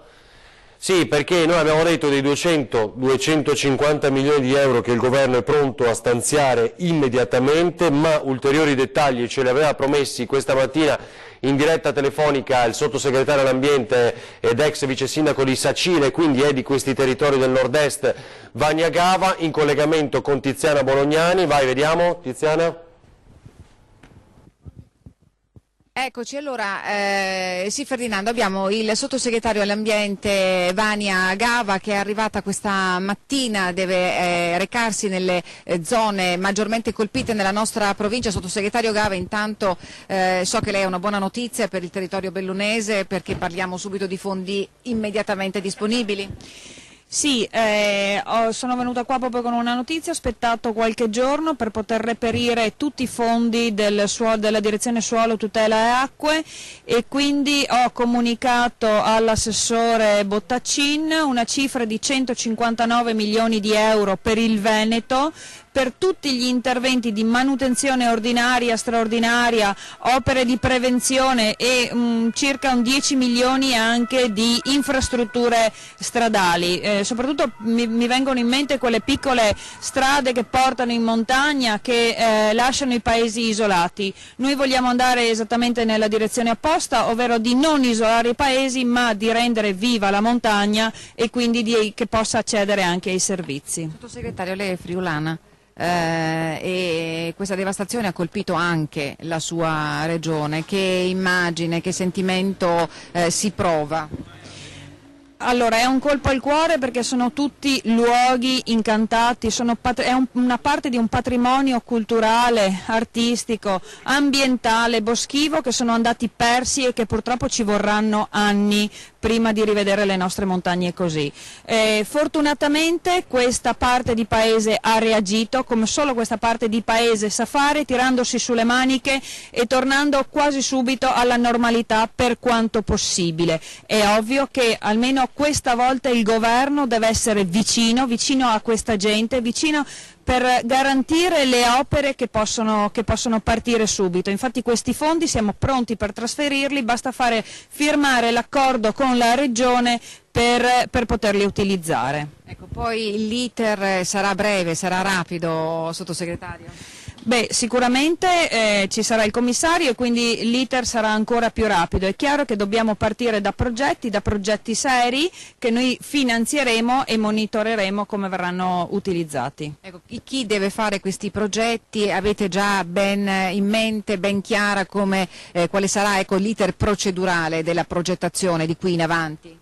Beh, sicuramente questa è una parte che è della Regione, quindi la Regione Veneto dovrà presentarci dei progetti che noi abbiamo finanziato perché i soldi ce li abbiamo sul piano triennale e quindi possono essere utilizzati, però ecco, devono essere utilizzati proprio per la prevenzione. Abbiamo visto in questo caso che sia le allerte che hanno funzionato benissimo, sia qualche opera di prevenzione ha funzionato per evitare danni ben peggiori. Purtroppo ci dobbiamo abituare a questo tipo di clima che è diventato un clima pressoché tropicale e quindi noi dobbiamo farci trovare pronti con opere di prevenzione, quindi la rimozione di tutti i letti, di tutti gli alberi o arbusti dai letti dei fiumi, gli sghiaiamenti dei fiumi, sono opere necessarie e che non si possono bloccare, ma anche in fase di, per quanto riguarda appunto tutte le documentazioni, noi dobbiamo semplificare e sburocratizzare. Grazie sottosegretario, lo lasciamo grazie anche all'assessore Bottacin che avremo modo di sentire anche nelle prossime ore. Ora c'è un viaggio da fare sulla provincia di Belluno, l'assessore Bottacin indicherà quali sono le località maggiormente colpite in questa provincia. Su tutte abbiamo detto l'Agordino, ma c'è il Comelico, c'è la Valle di Zoldo, insomma è un territorio martoriato, ci sarà grande da fare. Sì, sicuramente c'è stato tanto da fare e io devo ringraziare soprattutto la Regione Veneto, Vigili del Fuoco, volontari, Protezione Civile, tutte le persone che hanno operato e hanno operato in modo straordinario. L'assessore Bottacin, io sono sempre rimasta in contatto, so che è stato sul pezzo ogni minuto, era sempre presente e quindi ringrazio davvero perché hanno messo in piedi questa Regione una task force operativa che è stata veramente brillante, quindi questo è un risultato veramente molto molto bello. Grazie sottosegretario, grazie assessore Votacin, ci vediamo prossimamente. Io vi restituisco la linea se non avete domande da studio. Tra pochissimo vi trasmetteremo anche un'intervista che abbiamo realizzato poco fa con il dirigente dell'unità forestale regionale, dell'Est, Gian Maria Sommavilla, che ci racconterà qual è la situazione del patrimonio boschivo della provincia di Belluno. A voi. Grazie davvero Tiziana Bolognani e Paolo Sanavia. Aggiungo un dato: ci hai fatto avere questa informazione ed è molto importante. I grandi ringraziamenti al prefetto di Belluno per quello che stiamo facendo. Insomma, il nostro lavoro, ma siamo parte della macchina di protezione civile e di soccorso, come ha definito anche Luca Zaia nei giorni scorsi il nostro lavoro. Chiede di sottolineare che l'ordinanza di sgombero delle case a Taibon dopo l'incendio non può rientrare perché l'emergenza non è ancora finita, e questo è molto importante. Siccome oggi anche la zona del Bellunese è tornata a poterci vedere proprio per le difficoltà dei tralicci, immaginerete anche delle emittenza locale e nazionale in quell'area, insomma fatelo sapere, non possono rientrare perché l'emergenza Taibon, incendio e quindi poi diluvio di questi giorni non è finita e quindi dobbiamo aspettare. C'è qualcos'altro che volevo far vedere, non me lo ricordo già più. Allora vediamo quello che dicevamo, e se è pronto da Lucio me lo fate sapere. Nicola, l'altro reportage che ancora non ne aveva, certo, no, per intervista Enel la riproponiamo perché è importante. Rispondo alla regia, cioè il funzionario che ci ha detto quali sono e quante e che interventi sono stati fatti. Le utenze sono meno di 1400, ancora staccate, prevalentemente seconde case, ma entro sera, ha detto, tutto sarà ripristinato. Numero solidale 45500, potete inviare per aiutare le popolazioni di Veneto, Friuli Venezia Giulia, Trentino e Liguria. Adesso si aggiungerà anche la Sicilia inevitabilmente con queste 12 vittime, impressionante anche lì quel che è accaduto. E vi ricordo poi il conto corrente, torniamo a metterlo in onda, non leviamolo mai, vi chiedo ragazzi, quello attivato dalla Regione Veneto, grazie davvero. E allora, prima di collegarci con Lucio, vediamo Nicola, reportage Alleghe, perché sono alcune cose che inevitabilmente non siamo riusciti a sottolineare a dovere nelle ultime ore. Lo abbiamo trasmesso per intero ieri sera, una serata seguitissima ancora perché dovevamo mostrare quello che è successo. Vediamo quindi Lucio Zanato quello che ha documentato di Alleghe ieri nel pomeriggio. Ricominciamo da queste immagini il nostro racconto, ovvero le immagini della devastazione ad Alleghe. Guardate ancora la strada, però la strada è stata riaperta. Qui è pieno di alberi che erano caduti, sono stati spostati. Guardate qui ad esempio, ecco, questo è uno dei tanti esempi degli alberi che sono finiti lungo la strada e con la relativa linea telefonica e linea elettrica completamente buttata a terra. Stiamo entrando nell'abitato di Alleghe, un abitato normalmente non avrebbe sempre del turismo, invece qui la situazione è abbastanza spettrale. Continuiamo a vedere alberi abbattuti, ecco che stiamo entrando, stiamo passando sopra il cordevole e come dire, cominciamo a vedere le persone che puliscono, cominciamo a vedere la vera devastazione che avvolge tutto questo paese. Adesso noi stiamo entrando tra le abitazioni, come vedete tutto chiuso. Guardate quest'albero, guardate quest'albero. Questo dimostra da solo che cosa è successo qui. Noi stiamo cercando di andare avanti, questo è il lungolago, guardate là, guardate cosa c'è lì. Questo è il lago di Alleghe, sopra i pini, guardate qua, guardate che devastazione. Qui hanno provveduto a spostarli, come si vede, il terreno ancora le macchine operatrici vicino, ecco, invece qui non si parla più di pini, ma si parla di fango e detriti. Fango e detriti. Fango e detriti. Credo che questa sia un'altra di quelle immagini simbolo di che cosa è accaduto qui in poche ore. Andiamo avanti perché in questo reportage vale la pena vedere le immagini per capire. Questi sono i pini appena proprio vicino al palazzetto di Alleghe. Qui c'è una linea telefonica che è stata ripristinata da poco, è difficilissimo prendere la linea, per questo noi stiamo facendo un reportage in registrato.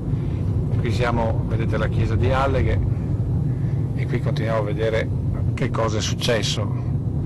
Guardate la linea telefonica, la linea elettrica, tutto ancora per terra, ancora alberi abbattuti. Qui è venuto veramente, è passato un cataclisma.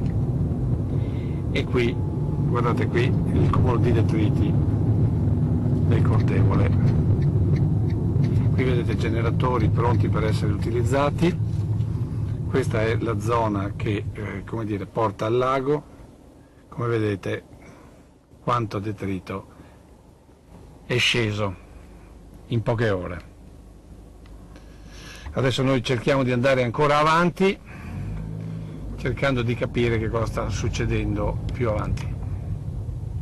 Questo è il cuore, qui siamo davanti al municipio sostanzialmente del comune di Alleghe, come vedete la protezione civile, continuano a caricare gasolio per i generatori, altre macchine della protezione civile, qui, ecco qua, e qui invece siamo lungo lago.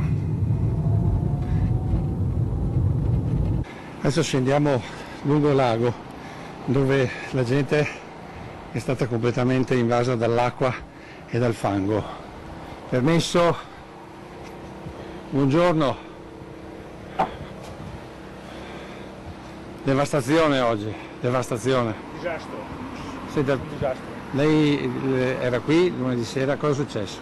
È successo che tanta acqua, improvvisamente il lago è cresciuto quasi 2 metri in poco tempo e un gran vento, un vento spaventoso. A memoria si ricordava una cosa di questo genere? No, io ho vissuto l'alluvione nel 66 come acqua, forse era peggiore allora come acqua, però come il vento e frane e così è tutta un'altra cosa, insomma. Sempre di notte, una paura tremenda, io avevo anche i nipoti a casa. Purtroppo succede, ogni tanto succede e bisogna darsi da fare. Lei ha la casa qui? Io abito qua, ho questo piccolo salè, a lungo lago. Fin dove è arrivata l'acqua qua? L'acqua è arrivata qui. Ci fa vedere? 1,30 metro, 1,40 metri, cresciuto 2 metri in pochissimo tempo. Alla sera ho dovuto evacuare e... Dove siete andati a dormire? Ospiti in una casa qua vicino, gentilissimi. Diciamo che nella disgrazia c'è stata tanta solidarietà. Certo. Da tutti quanti. All'inizio sembrava che nessuno si interessasse di noi, invece il giorno dopo non si interessavano perché non c'era la possibilità di arrivare, però il giorno dopo si è visto un'enorme quantità di volontari, associazioni, vigili del fuoco, protezione civile. Insomma, non siete stati lasciati soli? Per niente, per conto mio assolutamente no. Senta, quanti danni adesso? Enormi. Io nel mio piccolo non mi lamento perché ho visto delle cose che da mettersi le mani nei capelli. Però adesso torna a spallare il fango. Per forza, non c'è altro da fare, qui adesso il grosso l'ho già fatto perché sono passati 2 o 3 giorni. Anche perché se comincia ad asciugare il fango non si leva più. Esatto, quello è il problema, perché è talmente fine che penetra dappertutto che non si sa come levarlo. Cosa ci deve insegnare questa situazione, soprattutto per quanto riguarda l'equilibrio idrogeologico, gli alberi e quant'altro? Cosa ci deve insegnare? Penso che per gli alberi non ci sia niente da fare perché è una cosa eccezionale così, nessuno la prevede e quando arriva si salvi chi può. Per l'acqua è stato fatto negli anni scorsi qui da noi parecchi lavori, briglie, arce, tutte quelle cose là sono state fatte e secondo me hanno aiutato molto quello che è stato fatto dopo l'alluvione del 66 e bisogna continuare così, pulire, tenere sempre in ordine. Di che cosa avete bisogno adesso? Ma io penso, a parte l'elettricità che manca dalla sera, l'acqua per fortuna noi come comune di Alleghe non siamo rimasti senza, è già una bella cosa rispetto a altri comuni che non hanno quello e neanche l'altro. Da mangiare? Mangiare ieri ho fatto un giretto, dopo il terzo tentativo sono riuscito ad arrivare fino ad Agordo e fare un po' di spesa. Buon lavoro. Grazie, arrivederci.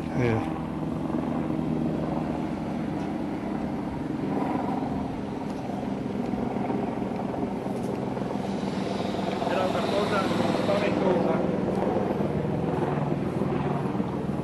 Spaventosa. Spaventosa. Pensi che tutta quella roba lì era qui la sera, con le onde che arrivavano come il mare, dal vento, come il mare. Ma quindi sono entrati, sai, è andato ben oltre la strada? Certo, certo. Il secondo gradino lì dentro la casa, lì. Se lei fa il conto da dove ho fatto vedere prima. Così. Come vedete continua incessante l'andirivieni degli elicotteri per portare viveri e altro materiale alla sede lì della protezione civile.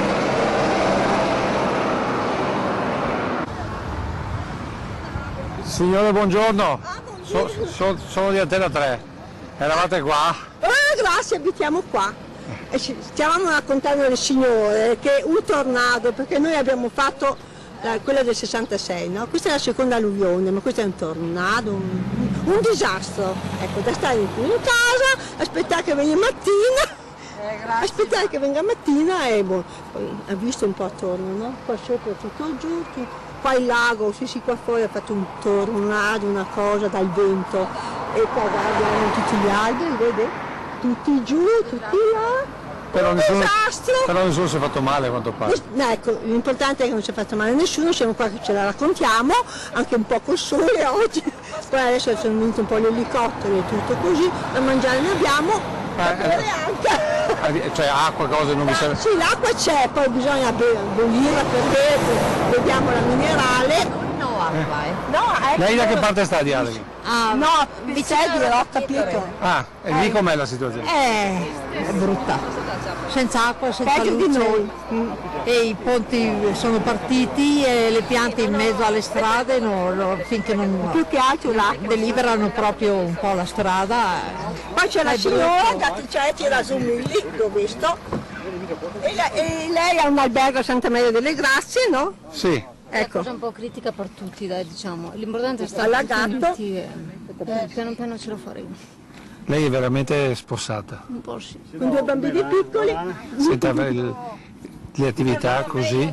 Le attività sono tutte, ne risentono tutti, chi più, chi meno, però un po' alla volta dobbiamo farcela, perché ne dobbiamo venire fuori.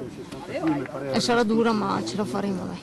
Beh, intanto non siete soli. Assolutamente, anzi tra ieri e oggi abbiamo visto tanti soccorsi che sono venuti incontro, Di che cosa avete bisogno che possiamo portarvi?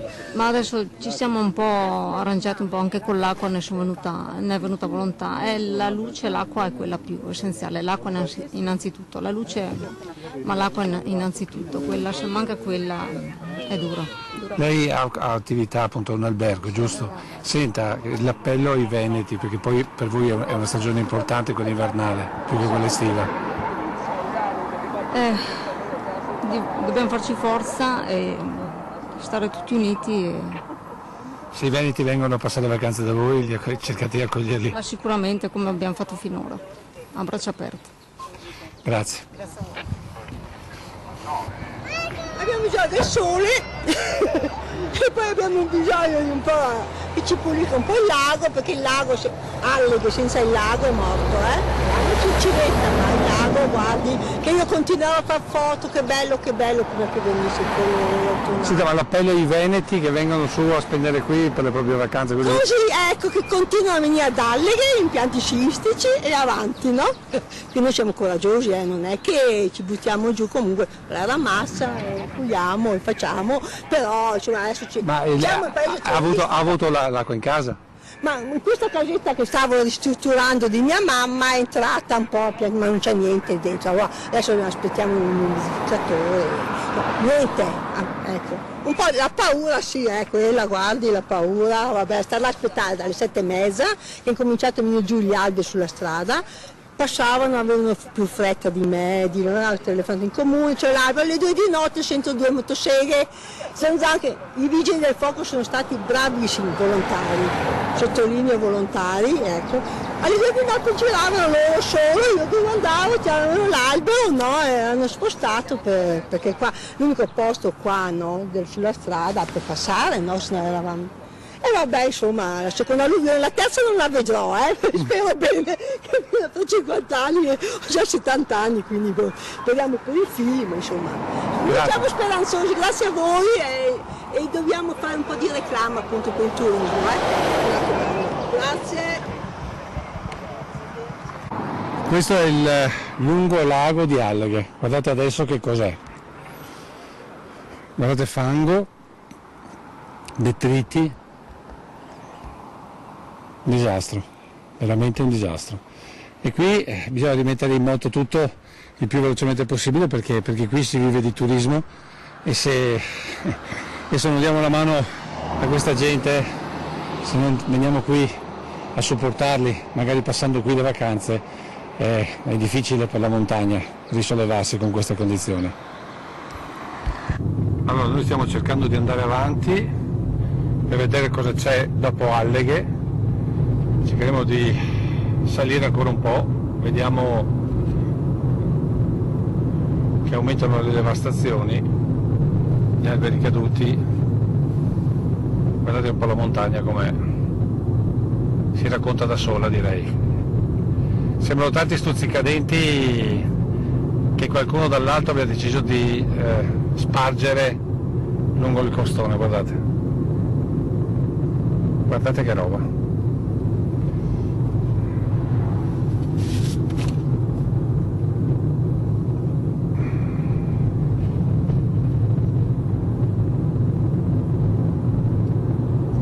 Continuano a passare in mezzo a protezione civile, noi stiamo andando avanti sperando, ma la strada dovrebbe essere aperta perché abbiamo sentito prima, guardate qua,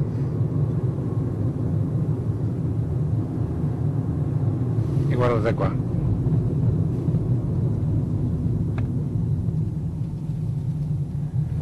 Vale la pena che ci fermiamo un attimo per farvi vedere quest'albero. Per capire veramente la devastazione, ma la furia del vento, vi faccio vedere intanto gli alberi che sono ancora per terra, guardate, ma soprattutto per riuscire a spezzare un pino di questa portata.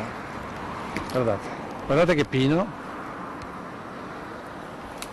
adesso cerco di avvicinarmi, vediamo se ci riesco, ecco, intanto vediamo le vette nevate, ecco guardate questo pino. Spezzato come un fuscello e guardate più in su e più in su e più in su, impressionante, veramente impressionante. Qui vedete non sono stati, non è che siano abbattuti, nel senso siano partite dalle radici, qui proprio invece la radice ha tenuto, invece è proprio il fusto si è spezzato, quindi la forza del vento incanalata da questa valle, guardate cosa è riuscita a fare. Un'altra immagine la merita questa parte di Alleghe, perché guardate anche gli alberi che hanno cercato di tenere sono spezzati e quelli che non sono spezzati sono letteralmente caduti. Mentre vediamo l'elicottero che come vedete sta portando del materiale in una zona evidentemente non raggiungibile in altra maniera, quasi sicuramente, visto che qui c'è un distributore, avranno fatto il pieno di gasolio per i generatori, probabilmente eccoli qua i generatori, guardate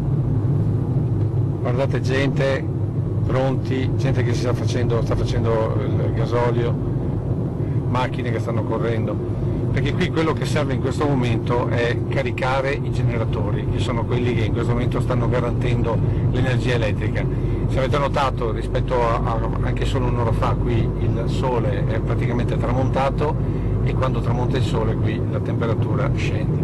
Però adesso mi fermo un secondo, perché vale la pena che voi vediate quest'altra situazione, credo che sia altrettanto emblematica.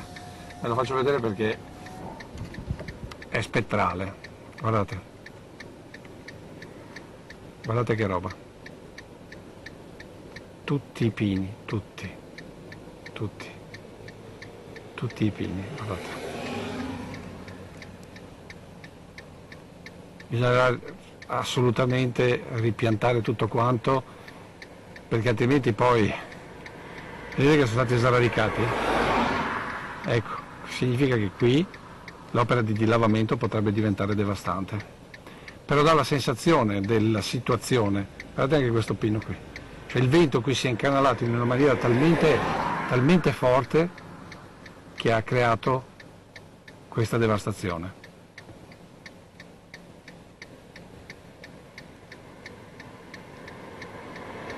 Che fa pensare che sembra quasi che il vento abbia rimbalzato, perché questa è, diciamo così, un costone che abbiamo visto prima, e guardate quell'altra parte, proprio ha rimbalzato dall'altra parte, e guardate qui che cosa ha combinato. Quindi proprio è stato quasi fosse una pallina impazzita su dei birilli, li ha buttati tutti quanti giù, e sotto c'è il codevole che scorre.